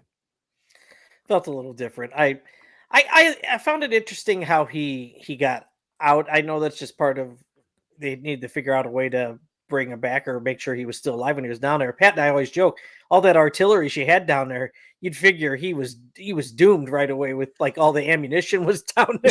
They should have just blown all up. That place should have blew up. Oh yeah. But it's a horror movie, there's going to be some things that don't make sense. A lot of things that don't make sense, right? Yeah, which we love, it adds to the charm. You know what, guys? Unless I missed it, and I'm very sorry, we didn't talk about Tom Jones, did we?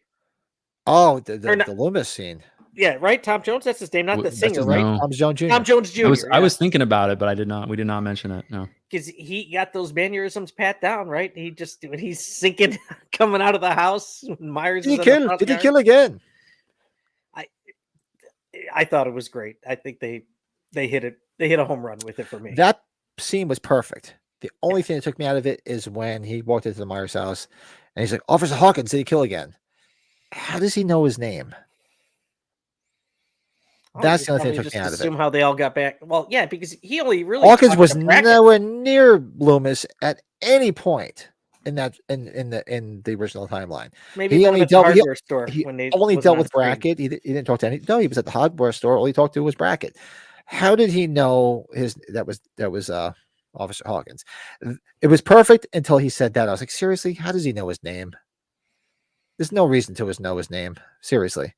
Other than that, fantastic. He looked like him, sounded like him. And the only other part of that scene that took me out of it is when all the cops are like, "It's Michael Myers. It's Michael Myers." It's like he didn't have that much of a legacy at that point because this is 78 now. They're like, oh, like if you expect that 40 years later in 2018, everybody sees him like, "Oh my God, it's Michael Myers" because of the legend. He wasn't a legend. I mean, he was a legend to the point, yeah, he killed his sister 40 years ago, but he didn't do what he did that night to make it even bigger.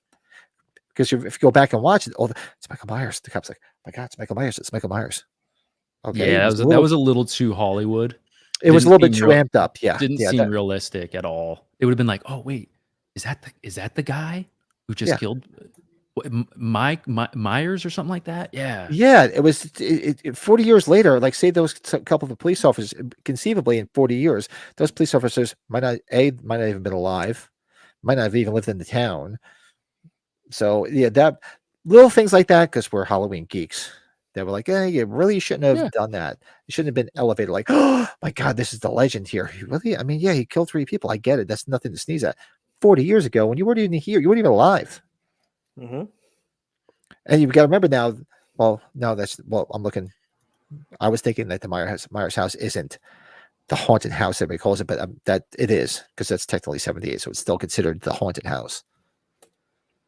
But that nitpicky stuff, because that's what we do. That's why when I sit here do this. That's why when I sit down here and do a podcast, my wife walks by, looks up. I look at her. She's just going. She's like, "I'm married to you."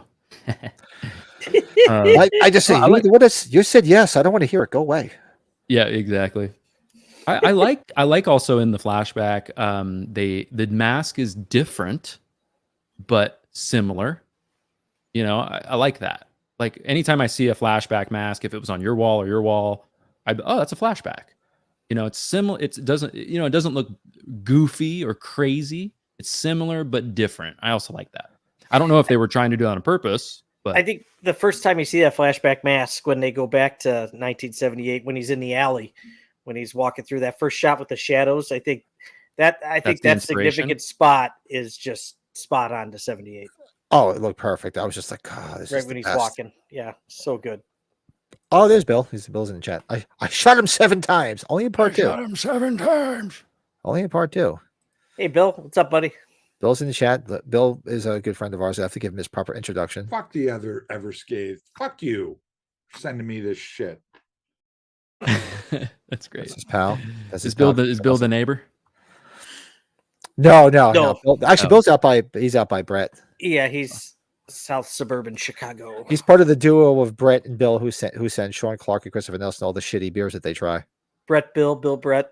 So have you ever watched Thing with Two Heads or any of their stuff? All the beers that taste like shit, it's usually from Brett or Bill.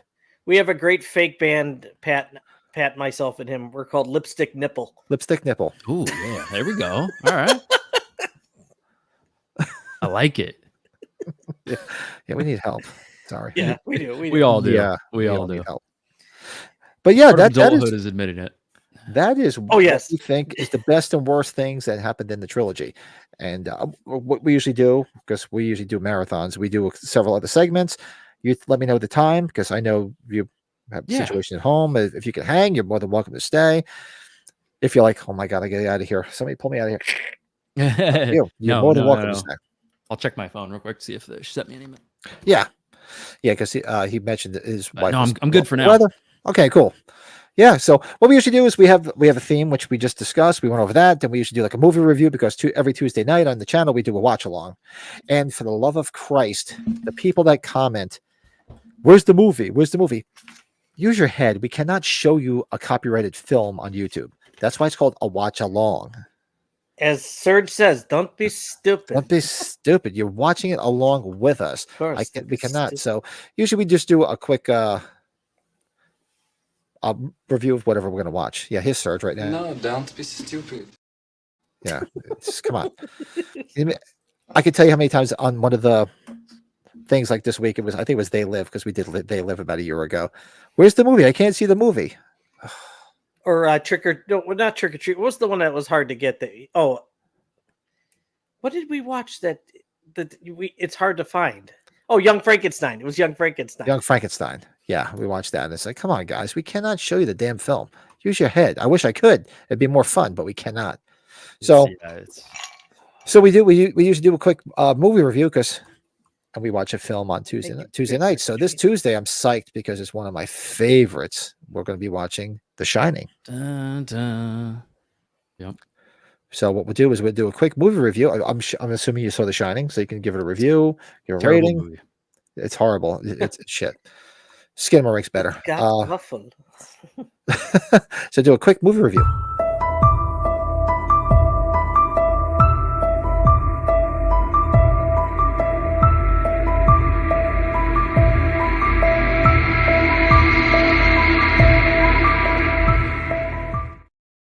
So we're going to review The Shining from 1980. And whoever wants to go first, we don't have to go clockwise. Quick question. Has anybody in the chat or here, anybody ever read the novel, the Stephen King That's what novel? I was just going to ask. I've never read the novel. Never had a minute to read it. Not yet. It's on the list. Yeah, one of these days, I have to see if it's on Audible. I should throw it on Audible. I'm lazy. I'll go out there first with this. I obviously saw it a long time ago. I haven't revisited, I should say, in the last few years, but I find it fascinating the more I read about the behind the scenes of this film. I find it fascinating Stephen King and Stanley Kubrick didn't have the same vision, and that's why they made the TV movie later. And come on, it wasn't nearly as good. I'm sorry. It wasn't.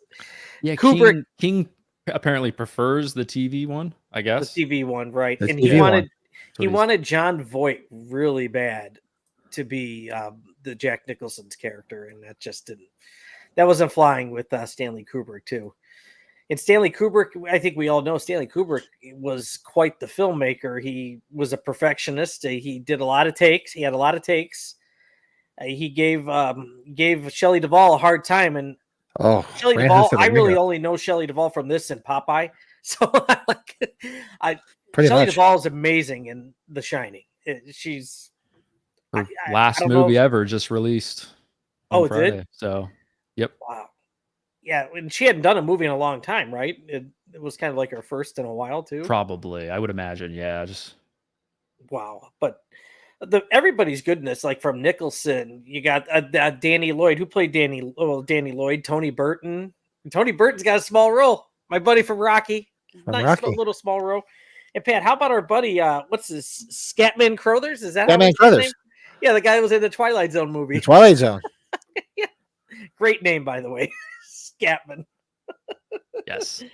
But the grueling film schedule they all went through for this, and just it was just fascinating. I did not know that. Well, we all know about Here's Johnny. That's a very memorable scene, obviously, the Johnny Carson whole thing, and I think it's on most top 50 or top 100 greatest, most known lines in film history. So, but the ending with the corn maze, I guess in the book, there's like live animals that come out of the hedges. Did you guys know that? I had no idea about that because I didn't read the No, book. I never read the That's book. why it was funny, Pat, you brought that up. I wanted to know like a little bit more about how that all went down. Yeah, This this is is one of those no- things I have to do. I have to read it. Don't get me wrong. This is all trivia, like stuff I was reading with IMDb and a few other posts, but it's a long movie. I think that's why maybe my score might not be as high for other people. For me, it takes a little bit in some spots to get going. But as you get to the third act of this film, it's just batshit crazy and phenomenal. So I'm going to give this a 7.5 out of 10. I'm 10. Nice. There you go. I can go next. Yeah, Matt, you go. Yeah, let's do it. The Shining from 1980, which I think also a great era just for horror in general. A little bit of that 70s aesthetic at Hangover. I'm sure it was filmed in whatever 78 or 79 or something like that. I'm a sucker for that era. Room 237 was a great documentary. The Everscathe said, "Yeah, I've heard. Really good. I really want to see that." Yeah, And, I mean, watch it. Yeah. Speaking of that, I mean, the amount of I love conspiracies. I think they're just fun, and the amount of different things. And when you peel back the onion on the Shining, like there's so much to dig into with Lot of every layers. scene. There's, it's kind of a mind fuck in a lot of ways. The movie can be interpreted in so many different ways, even the smallest things, all the way down to like Jack is walking into the office of the guy who kind of runs the hotel and doing the interview. And there's apparently like a hall you can see in the hallway. There's a hallway that's supposed to go behind that. And a lot of people look at that as kind of an error in the film where there's a window there instead, where there's supposed to be a hallway technically. And some people look at that as kind of an error, and that can, because they think, oh, Kubrick, it has to be intentional. So then they create these conspiracy theories and theories about what that means with the theme of the film and other things. But yeah, I mean, like you said, the take after take after take, dozens, hundreds of takes, or, over 100 takes in some cases, exhausting the actors, getting everything perfect. But it's one of those, there's a lot of movies where I say to myself, somebody else could play this role, Mhm. But I don't know. Jack Nicholson in this movie, it's hard to imagine a lot of other people playing that character in this movie. It's just, it's hard to, even Shelley too. She's great in her role. She plays like that person who's like very nice, obviously a little bit of like a pushover. He kind of treats her like shit, and she balances that well, starts to fight back later. She plays that really well. I think that's great. But yeah, I mean, there's so many things for me, I'm always going to be a fan of movies that have that isolation, a great setting. It just makes me think of movies like this, The Thing, other movies like that, where it's isolated, it's cold, it makes you have to think. I do agree, though, there are some scenes, like you said, it's a long movie, it gets a little too artsy, maybe for me at times. I don't love that aspect of it, but overall, yeah, it's a movie that just makes you really think and is scary as hell. There's some really cool visuals, the naked lady scene. You're like, holy shit, that's pretty scary. The kids, I mean, we're dads. Like the Red kids, Rum I mean, Girls.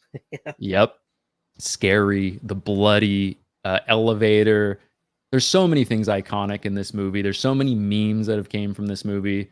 The maze, how they pulled that off, the overhead view of the maze, how that was pulled off. Like building the innards of it and then having the rest of it kind of spliced together. I believe it was, it was like one of the painted things. Looking at some of the chats here, but a lot of people are chiming in on the Shining part. But it's just great. Yeah, it's really, really cool. I need to go visit the hotel up in Oregon that inspired, that was some of the exteriors, and also see where they filmed the intro in Glacier. That would be cool as hell. But now we got Colorado where it's at, right? Where a lot of it's the Stanley in Colorado, yeah. It was inspiration, I think, for the interior. I think something like that. But yeah, what a crazy movie. I probably wouldn't say it's my favorite horror movie ever and like that, but I would give The Shining, I'd give it a 9 out of 10. Oh, it has its place. There's no doubt. Yep. Yeah, this was a big one for me when I saw this back in the early 80s. I didn't see it in the theater. Excuse me, I saw it on cable, early days of cable, either on HBO or Skinamax, depending on whatever I saw it back in the day. And I just fell in love with it because it was so creepy and so eerie. It made you feel isolated. Like imagine being snowbound and with your parents, no less, as a little kid, but your parents and your father goes crazy. He tries to kill you and your mom. It's just, so if you take the whole aspect of the haunted hotel out of it and all the shit that's going on, the Shine part of it where he has the powers, it's just frightening as all hell, being like isolated alone with your parents who you think you're safe with and you're not because your father's going crazy or is seeing things. See, this is the part that gets confused. So anybody read the book, let me know, because even in Dr. Sleep, it was confusing to me because obviously Danny Torrance has the Shine. He's able to talk and see other, spirits and whatnot. Correct me if I'm wrong, but I don't remember how Jack had the ability to do that. Danny also can communicate. Like the other guy, the chef, can also. Well, he had it. That's right. He had it too. Yep. Scatman Crothers had it too because he recognized it and talked to him about it when they were sitting in the kitchen. Yep. But Jack is going crazy, and he's seeing Lloyd, the bartender. He's seeing God, what the hell is the name of the guy that supposedly hacked up his the family? Old caretaker. The caretaker. But he says you've always been the caretaker. How did he seal these people when he didn't have the Shine? That's the part that always confused me. That was a little plot hole. Correct me if I'm wrong somewhere in the chat if it's in the book, because I don't remember seeing it anywhere in any film. I just assumed it was a kind of your typical ghost story kind of. I guess so, but that's what I would think. I don't know. Some little supernatural thing going there. Okay, I get it, but that's the only part that's the only complaint I have about the film. It's like, okay, well, his son has the ability. How is he talking to these people that are supposedly dead? And how later on in the film when Shelley Duvall is running through the hotel and she's seeing, the bear getting a blowjob from the freaking guy.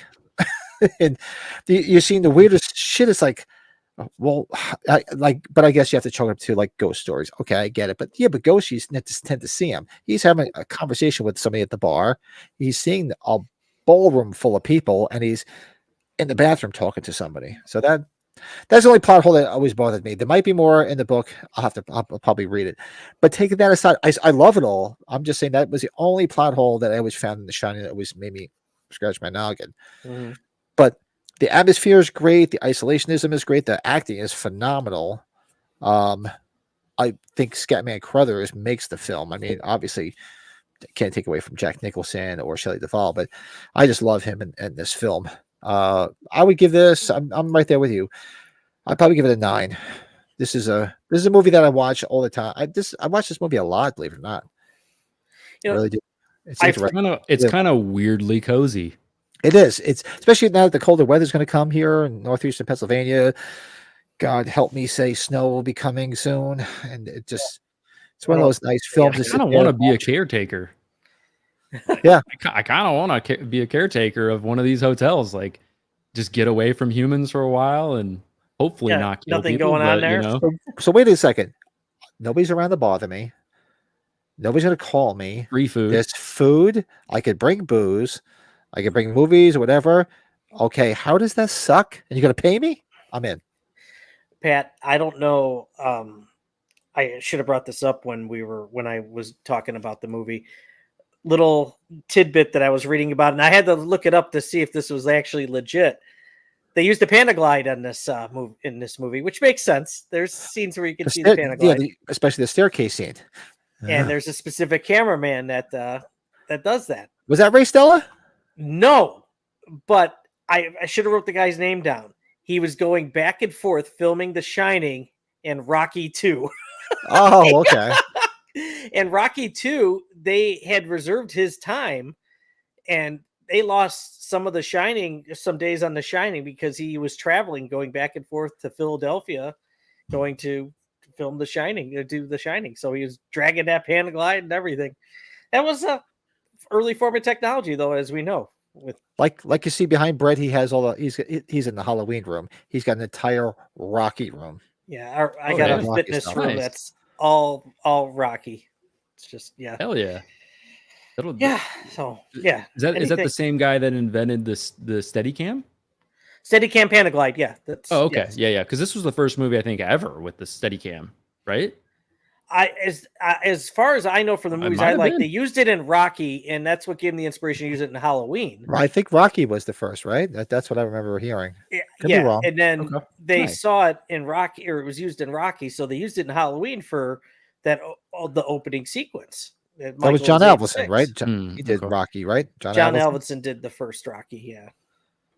I wouldn't know if the first movie actually literally used it, but if you watch that One Biography Channel Halloween documentary, they kind of go through it a bit, how it was first used in Rocky, and then some of the later Blu-ray release or supplemental features on Rocky talk about the Panaglide or the Steadicam. Yeah. I mean, the shot of Danny, riding his little tricycle through the hotel. Yeah, iconic. The Shining makes / if I think of the Disney show, just had to make it easier than dolly tracks. Those dolly tracks could be a pain in the ass. Oh, here. Well, here's a coaster sitting on my that I have right here. What's that? Oh shit! You don't have an axe nearby, do you? I do have an axe somewhere. Oh, Jesus. You imagine if David Lynch did The Shining? God, it would have been so fucked up. Yeah. Oh God, could you imagine? Yeah. Yeah, so what I like about it, I love that I'm also a big fan. I'm a big fan of Kubrick. I mean, Clockwork Orange is another film that I could go on and on about. I love how you're always sort of like in the Halloween movies, like where Carpenter started the whole thing, where you're always looking to see something in the background or something placed there. With Kubrick, there's so many things you always have to look for because you always find something that he put there for a reason, and you don't realize it. And there's so many good documentaries out there now to tell you all the little bits and pieces. Like right down to the green tie that Jack Nicholson is wearing, which is the maze. Mm-hmm. It's the hedge maze on his tie. I love that stuff. It's just because who would think to do it? I mean, he was crazy. I mean, who wasn't freaking crazy? Look at us three right here. But it makes you think. That's why I like it. Because you always find. I could been watching this movie now for you figure it's 44 years. You still find something different every so often. Oh, heck we yeah. We live in an era where movies are so thrown together, and we're getting all these like cheap, what is it, that Night Swim movie, the Afraid movie from Blumhouse that just came out, all these movies that are just so cheap and rushed, and it makes me appreciate movies where every scene, a tie, what's in the background, the drink he's drinking, the color is intentional. Like this dude sat down for probably years and thought about every little panning detail. It all out. Yep. Did dozens and dozens and dozens of takes. Even Nicholson has said, like with Kubrick, it takes away all the pressure as an actor because he makes you do so many takes that there's going to be basically like a perfect take somewhere. It's just and that takes work. That makes you exhausted. You have to respect that. That's why I find it phenomenal that Matt. He wanted the realism with Full Metal Jacket to use a real sergeant, a drill sergeant with R. Lee Ermey, but he wasn't an actor yet at that time. I was just like, man, having a non-actor play that role, but you wanted the realism out of it with all the different takes you got. It's like, damn it made it work there somehow, I guess. Oh yeah, he'll skull fuck the shit out of you. That's probably God. That's probably my number one favorite Kubrick movie. Sorry, that's just that between that and The Shining and then Clockwork Orange. I love Clockwork Orange so much there. Great film, and it's funny. I somewhere I gotta show you guys pictures of me back in high school in the friggin' late '80s wearing Clockwork Orange T-shirts, and people ask me like, "What the hell is that?" Matt, did you? Truth be told, I actually did a book report in my English class. I read the book by Anthony Burgess, A Clockwork Orange. Wow. And it's not an easy read because if you watch the movie, half of it's like American, Russian, and like this made up language. You had to keep looking. They had like a little glossary in the back of like half the words, so you didn't understand what some of the stuff was. I remember my English teacher saying, "You really gonna read this? This is a tough read." And meanwhile, I used to she's like, "Well, you wear the shirts all the time, so you must be watching that shit." I'm like, "Yeah, I'll do it." Matt, did you see The Substance in the theater? Or Oh yeah, yep. did you not? Matt or Pat hasn't seen it, so I'm not gonna go over it. Did you not get some Kubrick vibes in some of those shots? At least like I did, like some of the fitness studios when she's coming out of the those hallways. I just thought of Kubrick a lot in some of those shots. I think that's a really good point. That had to have been an inspiration. I would think the way some of the colors were used and some of the long scoped shots, and yeah. I mean, I was just distracted by the great bodies in that movie. I can't wait till Pat sees it because I know he's. I just haven't had to see. I'm going to try to get it. It's a wild one, man. It's one of a kind. I have not reviewed it or anything like that, but I posted like a quick short, and this was before I had heard anyone talk about it. Because of course now everybody's kind of been like, "Oh my god, it's crazy, it's exhausting, it's wild."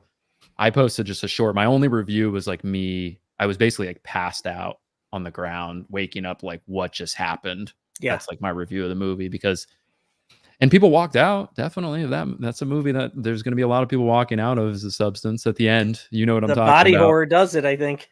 Yeah.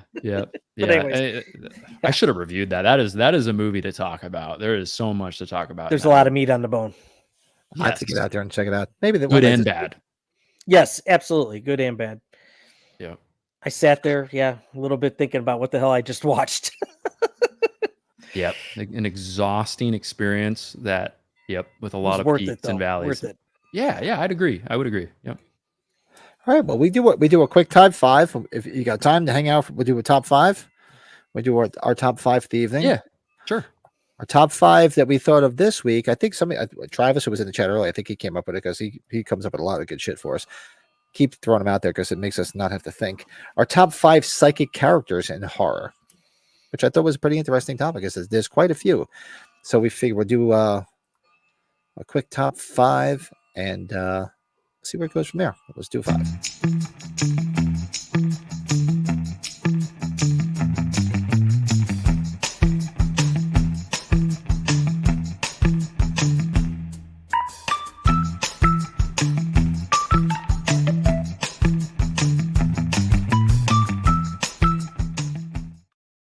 Tonight we're doing top five psychic characters in horror. And when I did a little diving, I'm like, wow, there's a lot more than I thought.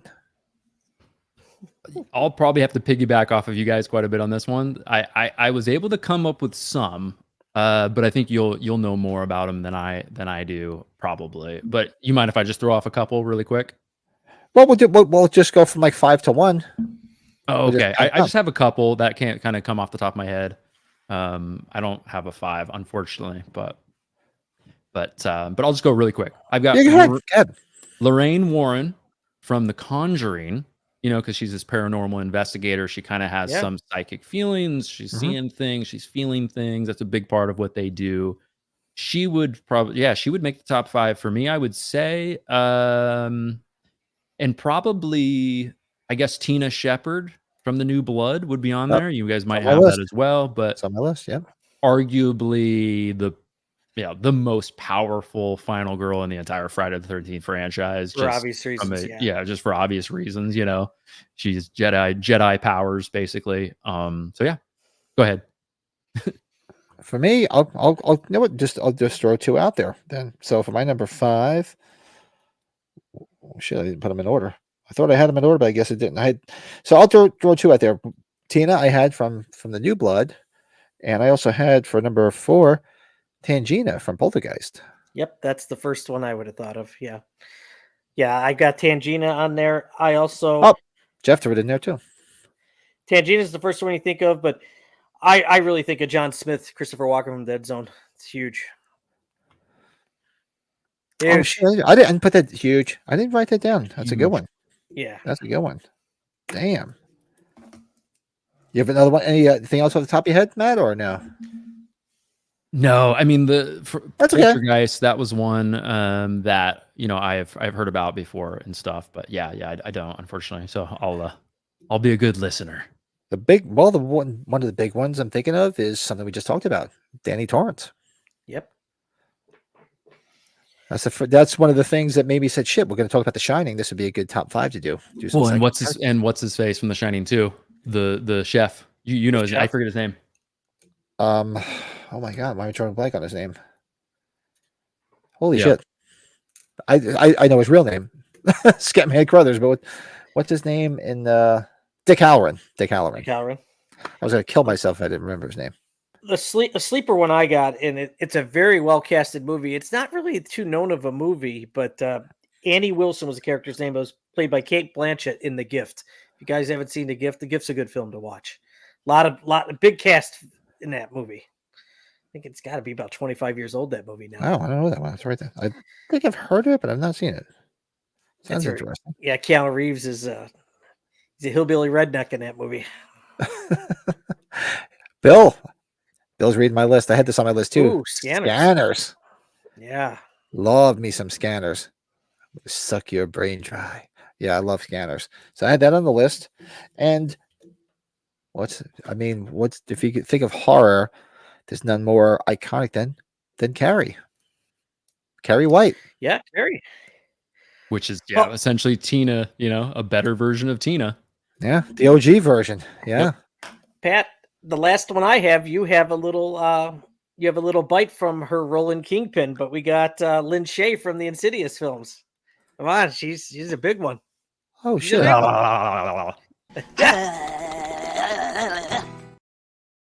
Elise was her. Come on, it character's wasn't that name, right? bad. Oh wait, What a isn't it? sweetheart. What is it about good sex that makes me have to crap? Oh, I love it that you're a Kingpin fan, man. Oh god, we're big It's a Kingpin top fans. 10 of I all just time watched movie. I just Top watched it 10. the other day. That makes me so happy. My brother and I are like the only people we know that are diehard fans. So Oh no, we my love brother so and I, happy. my brother and I are the same way, dude. Like we think that's like Bill Murray might be one of his best roles. Oh yeah, dude. Big Yes. Earn. Hey, I was just milking the cat. I was just milking the cow back there. Yeah, we don't have a cow. we have a bowl. We have a bull. Sash. I just love the dad. He just told me how when it got hard, you kept quoting inspirations from the Bible, and when it got so bad, you got tell her to stop being such a whore that she is. I just Take that, she you is. piece of shit. You don't mow another guy's Dude. lawn. It's such a quotable movie, man. Oh, yeah, we could talk it's- that all night long. And We got Bill Murray has 1,000 quotable lines in that movie. It's Go a bit deeper, Jonathan. oh god. it. Didn't I Sometimes tell when you to sometimes call when we me wake up in the morning, Big Aaron's already at my house. Remember when he's in the commercial? Yeah. Yes. Oh yeah. Preying on the moms. Yeah. He reminds me a lot of Billy Bob Thornton in Bad Santa. Yeah. Yeah. In some way. Oh, like yeah. like Big you got Bad Billy Santa Bob. fan. He's like Like, at the arcade, like helping the girl in the pinball machine. Just Rub like, it up against her. Yep. Oh man. Kingpin. Sorry. Yep. That just made me so happy. We could talk about it forever. I could keep going on that one Oh, too. it's so good. It's so good. Oh yeah, we are big horror fans, but we're big like classic comedy fans. From that to, I mean, here this is one of our favorites right here. Well, we're waiting. Oh, you got it fixed. You got it working. Yeah, I wound it. Still the best. I wound it. Oh yeah, the watch. I gotta fix it. I wound it. Oh, that's it. It's you wind it. It's like, so where you been? Well, there was the 80s drinking. There was a lot of drinking. Yeah. So you still drinking now? You buying?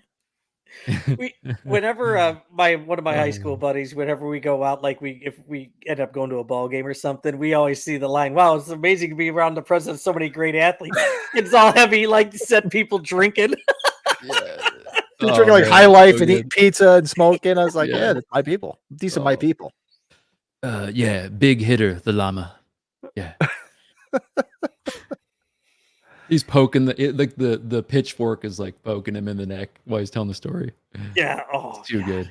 Too good. Was May Psychic Telekinetic? Remember that with Angela Bettis? I own it, but I haven't seen it. Did you see May? I know the movie, but I didn't see it. I think it deserves a little bit more. I've heard of it. I I just haven't seen it. 3rd-degree burns on my pupils. Sorry. And somebody put in here Firestarter too, which is good. Can I you saw get that. sick from drinking your own piss? Recycling, man. Even if it's there's your any own? other in here in the chat that I missed.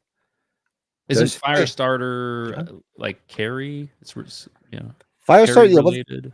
no, it's a Stephen King Similar? one. Yeah. Yeah, Okay. but the little girl's got the psychic powers. I think it was Jeff that had it about Jamie in Halloween 5. gotta I be guess John. you Too can much throw a money little bit of involved. Jamie in there, right? Yeah, Jamie. I actually should. I had that as an honorable mention, but it didn't make my top 5. That's true. Yeah. Cookie Woman, the Yeah. Fury. The Fury, another good Oh, one. the Fury. Yeah, that's a good one, Colin. Very good. Good one, Colin. Nice, man. Forgot about the Fury. I haven't seen the Fury in a Deep Red, long time. Tenebrae, Cemetery. Oh, the Dead Zone. Yeah. John Smith. Dark- Christopher Dark Walken. Man. Yeah, there's a lot out there. I mean, it's good. I mean, you got to remember, you suspend disbelief when it comes to horror. So it's not uncalled for to have psychic people or people with powers in horror films. So it goes hand in hand. Jeepers Mhm. Creepers. Oh, yeah. Love to Rage, Carrie 2 as well. Why else? Oh shit! You want to go sequels? Let's go. Prom Night 2. Hello, Mary Lou. I love that film. What would be the first one you think of, though? I think mine would probably be Zelda Rubinstein and Poltergeist. I think that's the first one I would probably go with.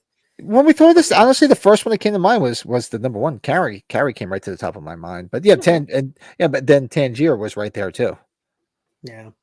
I think that was the ones I had on here that really came right to mind. Carrie's got to be the most famous one. Most famous, right? We're gonna laugh at you. Because Yeah. she's that's the movie. That's her, right? That's The whole movie's about her having psychic powers, man. Yeah, that movie was definitely intertwined in pop culture for many, many years. So, What about Brightburn? oh, Brightburn. Yeah, that's the superhero or the kid with the superpowers, which I think they're doing another one. Look at Bill. You gotta love it. Zapped, but that's not horror. Oh my god, That's not horror. That's comedy. it's going. Yeah, Zapped is fun stuff. still funny though. That's some classic 80s stuff right there. Filmed in Magic Man. Was it Magic Mountain? Same place they filmed Kiss Me Savannah Park. Oh no. Yeah. Well, we're going to do a watch along one of these days of that. I'm telling you, it's coming. But that's our psychic characters in horror. What's banana? Throw some more in the chat if you want. Throw in the comments after the fact. So all we ever do is we do another segment here. It all depends on your time frame. We usually just talk about things we watched this week because we watch movies, and everybody in the chat throws it out there too. So we get, like we said, we just talk about movies and get ideas from other people and give ideas to people to watch.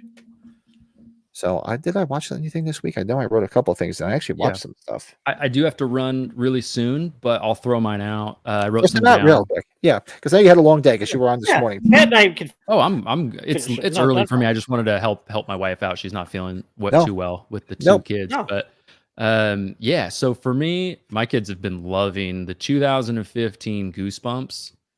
That's Oh, been wow, fun. yeah. That's a good blend of good, okay for the kids, Son also loves it, yeah. fun for the adults. Mixes all the different movies together. Or a lot of the stuff from the book, together. It's not just about Slappy or anything. That's a fun one. I would recommend, especially if you're going to watch it with kids. I think it's really fun. Yeah, went back and rewatched Terrifier 2 because I was doing a review of that. So did that. So if you're a hardcore slasher fan, I think Terrifier is pretty much reserved for hardcore slasher fans. It's not like a general movie going audience, I would say. So, but yeah, I haven't seen that. It's good to watch before Terrifier 3, which I think Terrifier 3 is going to be one of the mainstays probably for Christmas slashers because there's a lot of them. There's just not that many that are that iconic. Scarce, yeah. Yeah, like we get them every year, but they kind of disappear really quick. I watched the whole Blair Witch franchise recently, so Ooh. which is a wild experience. Yeah, the second one is the first one, iconic. Made gazillions of dollars. Some people love it or hate it. It's a movie not in the middle. Most boring movie ever made. Some people say not scary at all. Scariest movie they've ever seen. The second one is a wild experience. Still trying to figure out how they made that movie for $15 million. And then the third one is kind of just the first one remade. Yeah. But I do really like the end of the third one because I think it's got some cool haunted housey vibes to it. I think that's fun. And then I only watched 15 minutes of Salem's Lot. That's it. So, okay. Yeah. What about you guys? What did I watch this week? So yeah, like I mentioned before, I was exposing my neighbor to Terrifier 1 and 2. We watched that because I'm going to drag him to see Terrifier 3. And he'll hate it. He'll hate everything because he hates everything. I rewatched Reanimator because I love Reanimator. Because I still to this day still have a crush on Barbara Crampton, but that's neither here nor there. One of my favorite films, Brett, what did I watch besides Halloween? Especially Black Christmas? There you go. I had to watch Black Christmas again just because it's Black Christmas. I'm also getting in the mood because I'm looking forward to Dave McRae's fan film this week. Yeah, the premiere I think just happened. Yeah, well, tonight was if you were one of the backers for one of the perks, you got to watch it tonight, but it's premiering this Friday. I'm one of the backers, but I didn't get that. I got one of the Lynn Griffith Snow Globes.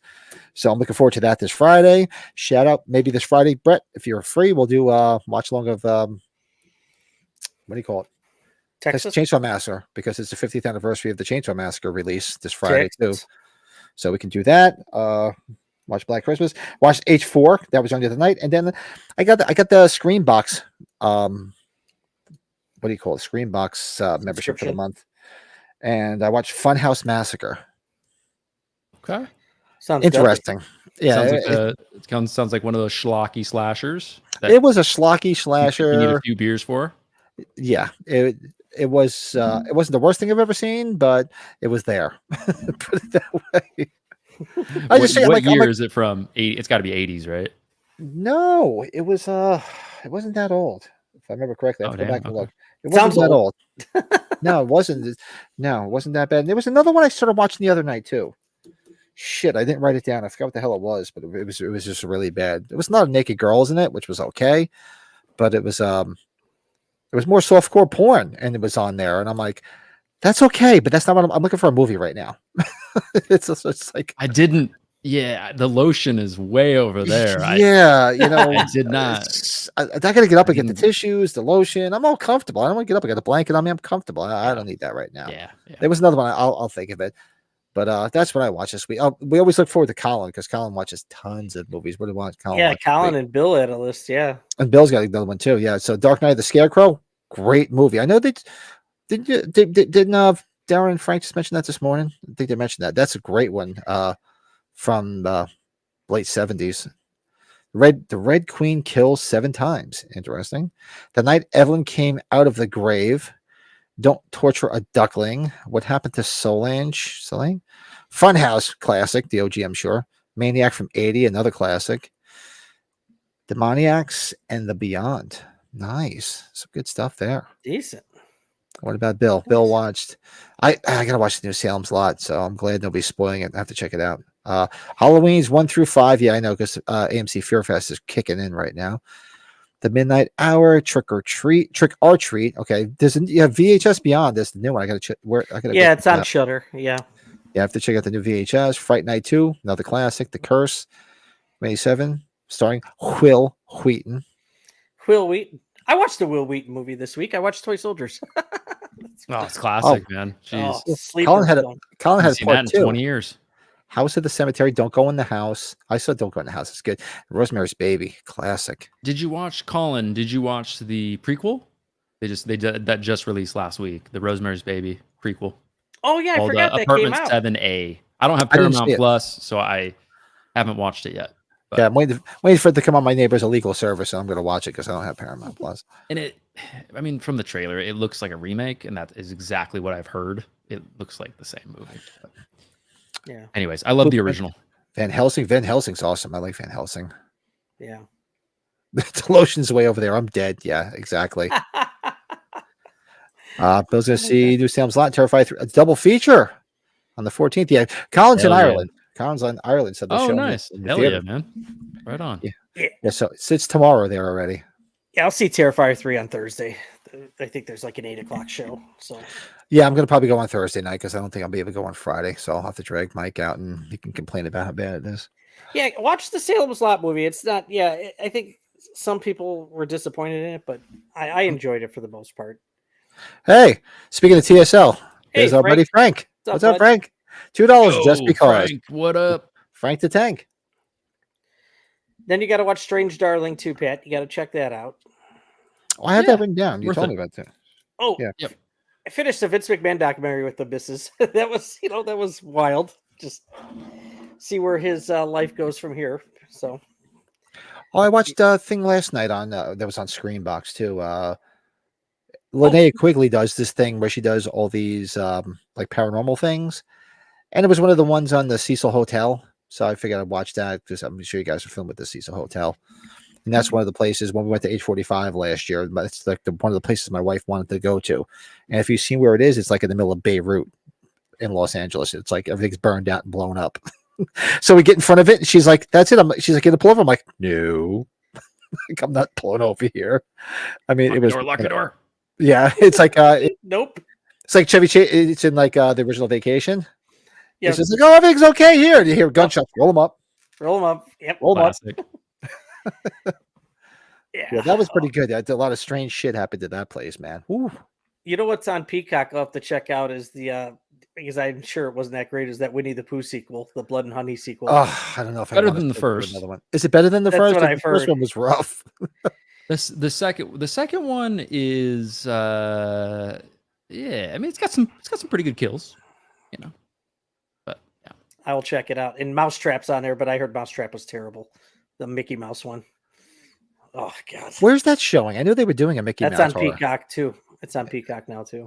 Seriously, I have to go get Peacock. You know, he's peacocking. He's peacocking, Some more drunk Tony Moran. Oh, that's classic. Michael What are Myers, they age 21, folks. Age 23, actually. Oh, 23 unmasked.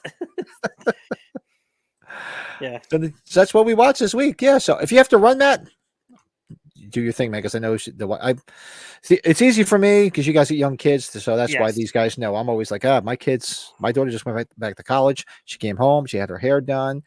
Got a bunch of free meals. Stole some money and went home. Back Oh, to yeah. college. So Props to her, man. That's the best. and my son's Yeah. at a different college. Me, my wife, and 2 annoying dogs. 2 annoying dogs. Nice. Yeah. But Pat and Brett, thank you so much for having me on. Really appreciate it, guys. Great talking to you. Had a lot of fun talking about, the Same whole here. trilogy, everything.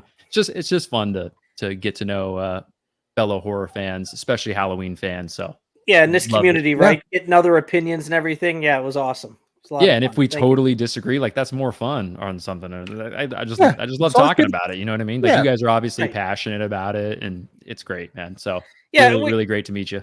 It doesn't help too. that we've put thousands of dollars into Yeah. Yep. Yeah. That's okay. when But the kids are happy. At least my daughter. She's. I always said the second I'm dead, all this stuff will be on eBay. She won't care. She'll be sitting on my coffin counting the money. right. Yeah, Oh, exactly, man. good stuff. Yeah, thanks so much, fellas. I'm gonna run. Yeah, don't be but a stranger, Matt. But you'll see us. Yeah, don't be a stranger, man. It's great getting to know you. Thanks for coming on and spending the time with us. And Go check out his channel. yeah, everybody go check out Mad Blood. I put the link in the description right down below, and it's got some great stuff on there, man. I appreciate it, guys. Thanks so much. We'll talk soon. Take care, man. We'll do. Take care, man. All right, so that was Matt from Mad Thanks, Blood. Bill. Yeah. Hey, dude. Yeah, a lot of fun, man. A lot of fun.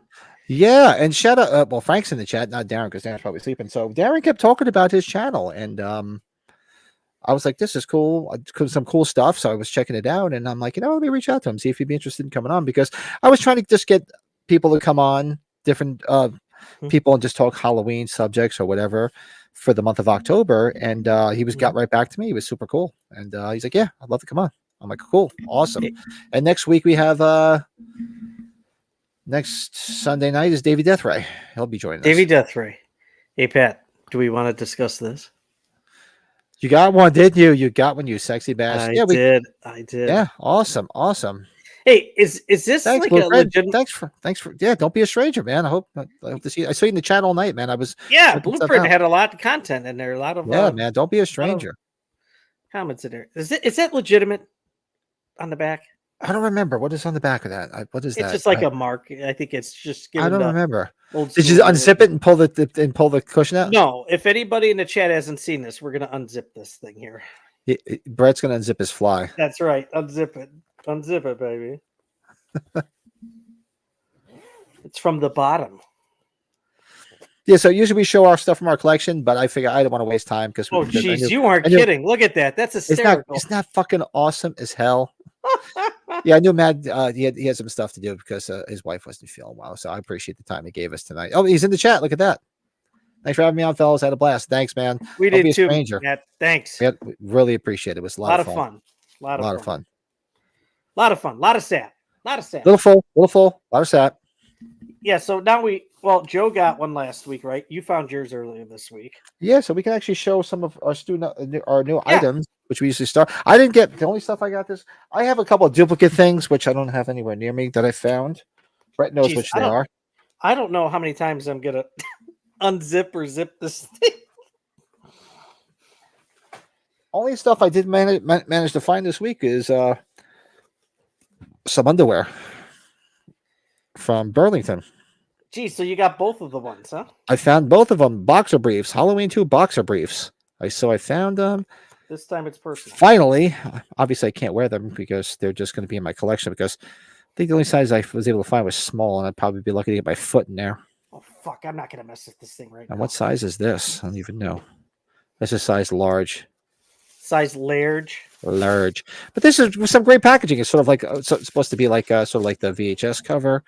And you can't beat it too. I mean, what are they? They're both $6, $5.99 each. So shout out to Burlington. So yeah, I was able to find them finally. This was that magnet. I finally got that magnet from Spirit. Right. Yep, I got that. That's awesome. It's nice. I bought 2 of them. I put one on the fridge. I put one on the beer fridge. Yeah. If I find another one, I will get that. I didn't have these yet, or I bought 2 so I could open one. I bought one. Holder. I still haven't opened it up, but I bought 2. And did you find these yet, Matt or Pat? Sorry, these are new sleep pants. No, you know what? I have a coupon, and I was passing by one the other day, but I didn't have my coupon with me, so I'm gonna probably start. Maybe on the way home tomorrow. Sleep pants. Sleep pants. Did anybody get their Halloween trilogy? Which ones are the? Is there a different one? I know they have the one with it's fluorescent orange, which is the same one. Did they do the?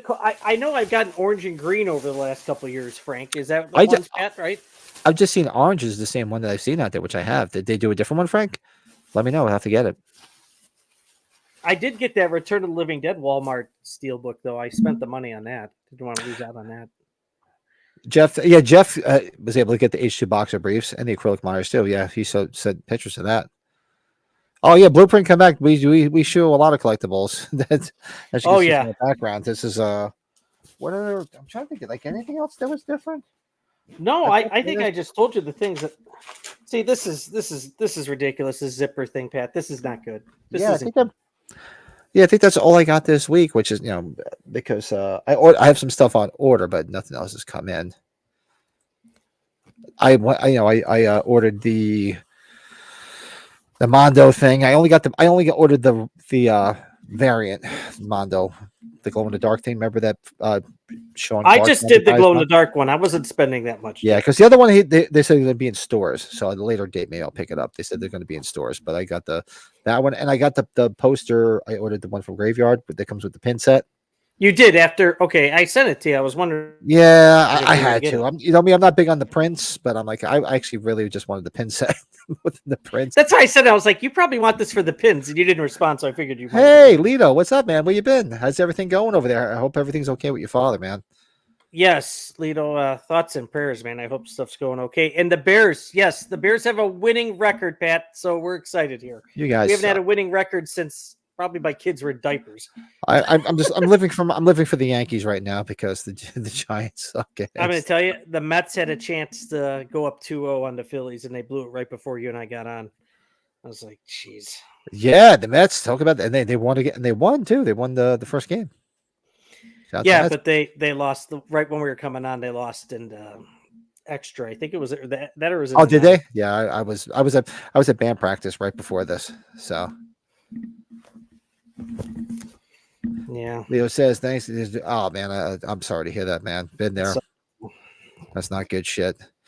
Friend says the mouth of matches, visions. Oh, you drawing on some good ones. I'm trying to see where the context is, but that's some good stuff there. I saw Lito was Anthony was in town. They were going to sites. I saw Lito and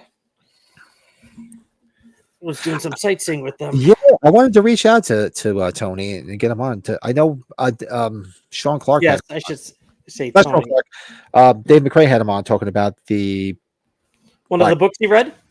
No, about the Black wrote? Christmas board game, and I've been meaning to reach out to him, and I've just been so busy. I'd like to get him on to talk about the Black Christmas. Oh, you're talking Massey. I'm sorry. Okay. Yeah, Anthony Massey. Yeah, I'd love to have him on and talk about that because I ordered it, but I'd love to sit there and chat about it. Okay. My wife will fix. I'll have her fix this zipper problem on this thing. She's gonna fix your zipper problem. Yes. That's a good woman. Damn right. So that's our new stuff. Yeah, that's all I got. Yeah, I feel that's all I got. Meanwhile, I'm surrounded by stuff that I have no room for right now. Should I find a collectible spotlight? I think I should. I didn't grab a collectible spotlight either. Go get one, and then when you come back, I'll go get one. How about that? I'll be right back. Yeah, we sort of rearranged our order tonight because we had our guest, and I don't know, Matt, if you're still in the chat. Hopefully you're not, just because I'm hoping you're doing the thing that you had to do. But that was a lot of fun, man. And go check out his channel. He's got a lot of good stuff. I do a long commute to work and from work, and listen to a lot of the stuff on his channel. It's real good stuff. Zipper problem? Yeah. How'd you get the beans above the Frank? That's what I want to know. And then what the hell can I use for a collectible spotlight today? Huh. It sucks when you have so much shit, you don't even know what to freaking take. I have no room for anything. So eventually, you guys will see I'm going to transition into the spare room over there. My wife is just challenging me. She's like, how are you going to fit all that shit in this room? I'm like, you just challenge me. I will make it fit. So it should be interesting. Oh, man. So, yeah. So I'm looking forward to Tuesday night, man. I'm looking forward to watching the Let's do something fun, Pat. Let's do something fun here. Yeah, show yours and I'll go grab something. Look at those, the young adult you. novels. Come on. Yeah. If anybody doesn't have these, Kelly O'Rourke, they're fun. Mine, only two of the three were ones that I bought when I was a teenager. What are the copyrights on these? Those are like the late 90s, I think, right? If I'm correct. If I'm correct. Yeah. What do we got here? 98. Yeah. I bought them back in the day because I was just like, the Scream Factory. Yeah. We always talk about shout out to God, what the hell is the name of the book? God, it's a bookstore in Wildwood, New Jersey, Jersey Shore South. The old Myers place. Yep. Like one of our destinations every year when we go down, we all go to the used bookstore because we like to buy books. What do you do on vacation? You sit on the beach or by the pool. You like to read, so we'd always go and buy books. And that's where I found the first Halloween book, which I at the time didn't even know was a novelization. Now, this is going back to the late 80s. I didn't even know it was a novelization at that point. I'm like, is this the Halloween movie? And I flip it over and you read the synopsis on the back. So I bought it for like $2. And it was the OG one for $2. And then nice. I eventually bought the other ones later on, but and I paid reasonable prices because this was a long time ago. But the Kelly O'Rourke novels, I remember seeing in that place, and I saw them there, and I was just like, "What the fuck are these?" And I'm like, I saw the Myers place, I saw the cartoon image of it and everything. I was like, "Holy shit!" So I think I bought all three of them for maybe $10. Oh, that's good. I don't know if you remember which. I remember liking the Madhouse one the best. Yeah, I got to go back. the guys, the Slash Track Network, the guy that when we did the book club, they have those on there too. Oh, that guy's got an amazing voice. Yeah, it's funny stuff, man. Go check it out. Those guys are fun. So we should do them at some point. And shout out to Byron if you're still there, who's going to put a hit out on me. I just have not been able to get back to do the last of the Halloween books. I've been wanting to do the Halloween Ends book club, and I just have not had the time. And now with some stuff coming up where I'm going to be traveling, and I don't think I'm going to get to it anytime. I wanted to do it this month because I thought it'd be the perfect month to do it, but yeah, we'll see. It's just time to do things, people. Time. Yeah, somebody was just asking about comics. Now, Pat, did you stop collecting the comics, or do you have most of them? I have all of the. I think I pretty much have all of the regular runs, but I don't have a lot of the alternates. They came out with different ones. Yeah, I know. I don't have all the covers. I know I don't for a fact. Remember, that was the big ticket. I know Frank was buying at age 45. Yeah, we should probably go through the comics just to see what we have. Maybe we should. I know we were doing our Myers collectors show. We should. Yeah, I have to go back and get them. I got on a tear where I wanted to finish them all, and I didn't because there used to be a place. Well, Frank would know because he's from Jersey. It was a Bergen Mall in Paramus. There used to be a comic book store out there. I used to go out and buy them every month. I used to go out there and get that. And I used to get Mad Magazine because at the time I was still collecting Mad Magazine, but I used to just get like the regular ones, you know. But then they started coming up with the variants, and they had 4 different covers, Nice. and so I know there's a few that I don't have, and yeah, I think I have to go back and get them. I think I'm kind of close to like what Frank's saying. I don't think I have many of the first Death of Laurie Strode's books. I think I might only have like one of them. They got expensive, man. They have gotten pricey. I have a few of the first Death of Laurie Strode, but I don't remember how many I have. I really have to go back and look. I haven't thought about the comics in a while. That's something they really should revisit. That'd be something That's to what do. I'm saying. Like mine are all sitting right here, so I have them out. Yeah, it wouldn't be a bad idea, bud. But same bro comics. Now I'm jealous. Yeah. All right. So actually, since you got you've shown those books, all right, I'll show you something. Hold on one second. I'll get my collectible spotlight. Get the collectible spotlight.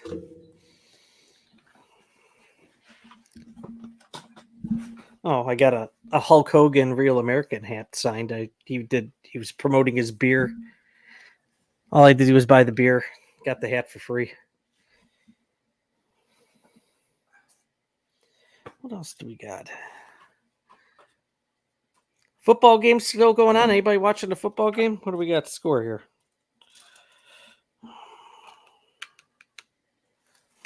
Ah!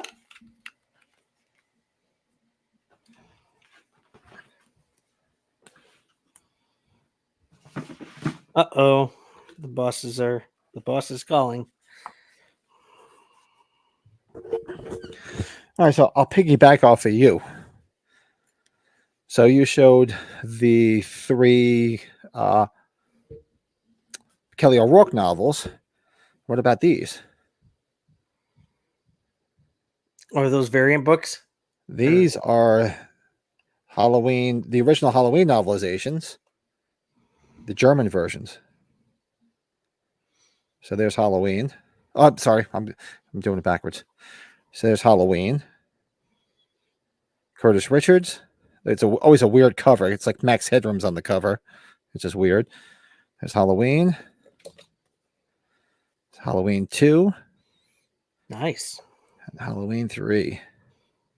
So these are the German releases of the original 3 novelizations. So that is my collectible spotlight for tonight.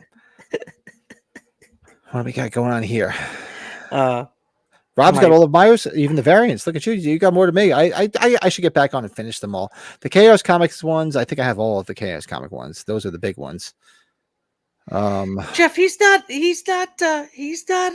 upstaging me. Pat and I don't look at it like that. What's that? The books. Pat, way to upstage, Brad. Yeah, it's like is it Dick swinging contest, right? Dick swinging. Pat and I have our artillery for that.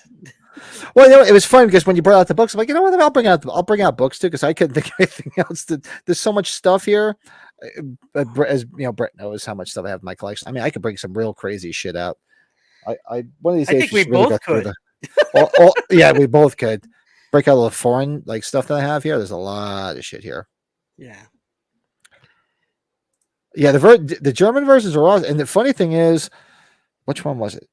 There was a Halloween 2 version. It was great because I have a friend in Germany that was able to get it for me because the guy wouldn't send it. Didn't want to send it to the United States when I got it years ago. Oh, really? So yeah, it was fun. A friend did that for me. Yeah, fun. They're awesome. It's weird because this always made me scratch my head. They're in real good shape, dude. This cover right here. What the hell is that? What the fuck? Is it scanners or something? Yeah, it's like Max Headroom. Never understood that. God dang, they're in really good shape though, man. Yeah, they're definitely. Yeah. How long have you had those? I had Halloween and part 3 I've had for oh god, I've had probably well over 10 years. This Halloween 2 was one I was looking for. I want to say I got this in probably the last 6-7 years I got it. Because I saw it on Amazon and they wouldn't ship. The guy that had it wouldn't ship it to the United States. He's like, I don't ship to the United States. It was on Amazon Germany, Amazon Deutsch. And I reached out to a friend of mine because I did work for a German company. I said, could you do me a weird favor? He got me this and that. Remember that other shit. The hell's the other book? Hold on, I'll show you. He got me this and another book that were German that they had on Amazon Germany and they wouldn't ship to me. But I'll show it to you. Hold on one second.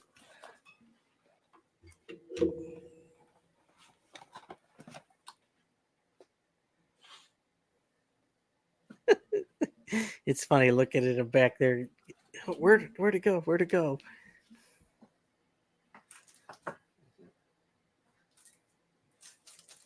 Oh, 6-3 now? Okay.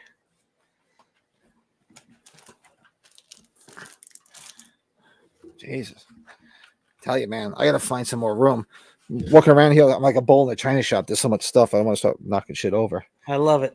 He got me that and this one. Did you ever see this one? Nope. Yeah, Halloween Chronicles.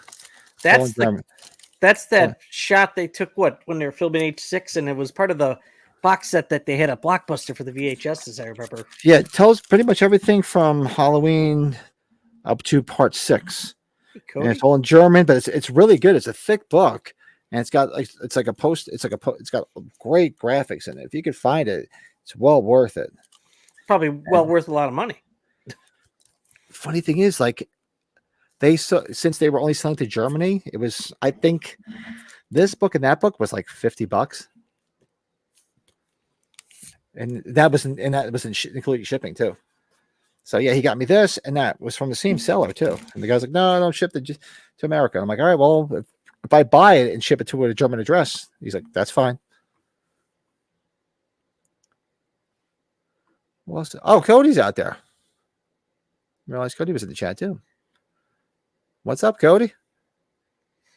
Yes, what's going on? See, you should see the front 2 rows at the Dodger game. So many empty seats. They're such bandwagoners. Yes, and they're very expensive too. So, Colin's got it. He's got it. He bought the German Chronicles book when he lived in Germany. Yeah, it's really good. I can't understand a goddamn thing it says because it's in German. well, But that's like the pictures are awesome. It was from Brazil, the Halloween art book, right? From Brazil. Yeah. It's like I couldn't understand any of that. But it's still great. It's got such great pictures in it. It's the artwork is phenomenal. No, the best the Dodger Stadium picture of Kirk. Remember when Kirk Gibson had that big home run in the World Series in the late '80s? You see all the cars stuck in traffic, and the game was still going on. Tourist Trap. That's another one that's going to be on our watch along list. I love it. Yeah, Tourist Trap, right? Yeah. I'm going to start watching that Hitcher set that I got last week. That looks like a great set. Yeah, I'm like, oh god, do I want to start collecting physical media? I can't do it. Yeah, Frank, I want to see it. Those Japanese versions of the laser discs, they really hit home with the Japanese laser discs. Yeah, I have to break some of them out good. too. I think the only one I'm missing.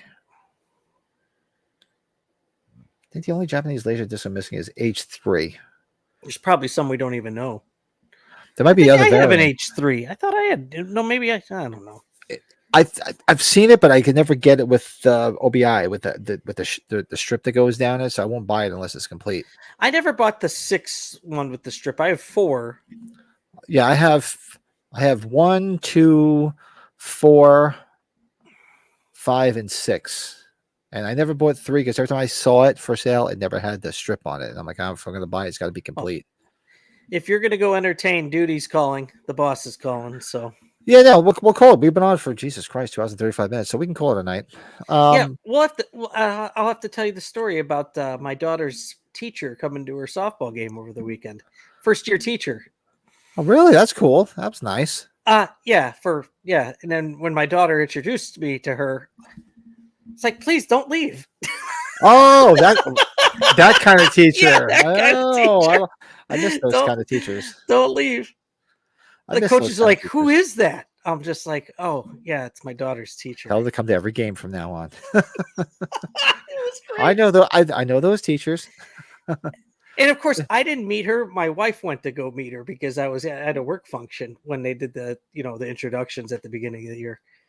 I'm like, I don't expect you to tell me that, Mrs., but it would have been nice to know. Nice. Such an asshole. Sorry. Yeah. Anyways. Yeah, I know those. I remember those days of going to the open houses beginning of the school year, and I go Yeah. there and see the teachers, and I'm like, you guys ever complain about going to school? Good Daddy will God. go. Yeah. Sorry, we're getting pervy now, but yeah. So we'll be back on Tuesday night. Come back for our watch along. We're watching The Shining, and for those watching, what is a watch along? We cannot show the film, so stop asking me why the film is not on the screen. Look at this. Ooh, look at that. Look, he's got pictures. He's got pictures of her too. Perfect. Probably stalked her No, Facebook. Taylor's like, oh, Look yeah, for we gotta get a picture. We gotta get a For her picture. OnlyFans, Like, you did Jesus. everything, didn't you? Gotta get a picture. Okay. All right. So, everybody, thanks for hanging out in the chat tonight. Yeah, Lito, was good. Glad you popped in, man. I hope everything works out. Yeah, man. Lido, bud. I'll have you on but- soon. I know you wanted to get on soon. We'll have to do something. Yeah. Well, maybe we'll do another watch along of All Through the House because Christmas will be right around the corner. Japanese versions. Yeah, everybody, thanks. Brett's fishing for some trouble. Yeah, gotta watch. We'll be back Tuesday night. Yeah. Oh, definitely. Yes. So those that are in chat, thanks for hanging out with us tonight. Make sure everybody hits that like button on the way out because it helps everybody. Make sure you subscribe if you're not subscribed. I don't have any shameless plugs because I was busy as all hell today, but we'll be back on Tuesday for our watch along of The Shining. So make sure you show up for that. And tomorrow morning, Hawaiian shirt day. No, it's a Hawaiian shirt day. sorry. Make sure everybody's checking out my 31 Days of Michael Myers. So there'll be another one dropping tomorrow morning. I haven't filmed it yet, so I guess I have to do it after this because I was so busy. Yeah, and The Shining. That'll be a bit of a marathon. That's a 2.5-hour film on Tuesday. So Yeah, it's gonna be a long one. So get your rest. Yeah, thanks, Jeff. See you hopefully on Tuesday. 2 months away. The Halloween Jeff. season. I know, man. See ya. Great. Thanks, Colin, man. Colin, yeah, I See you on can't wait to Tuesday dig night. into the Hitcher too. Yeah. All right, so we'll get out of here.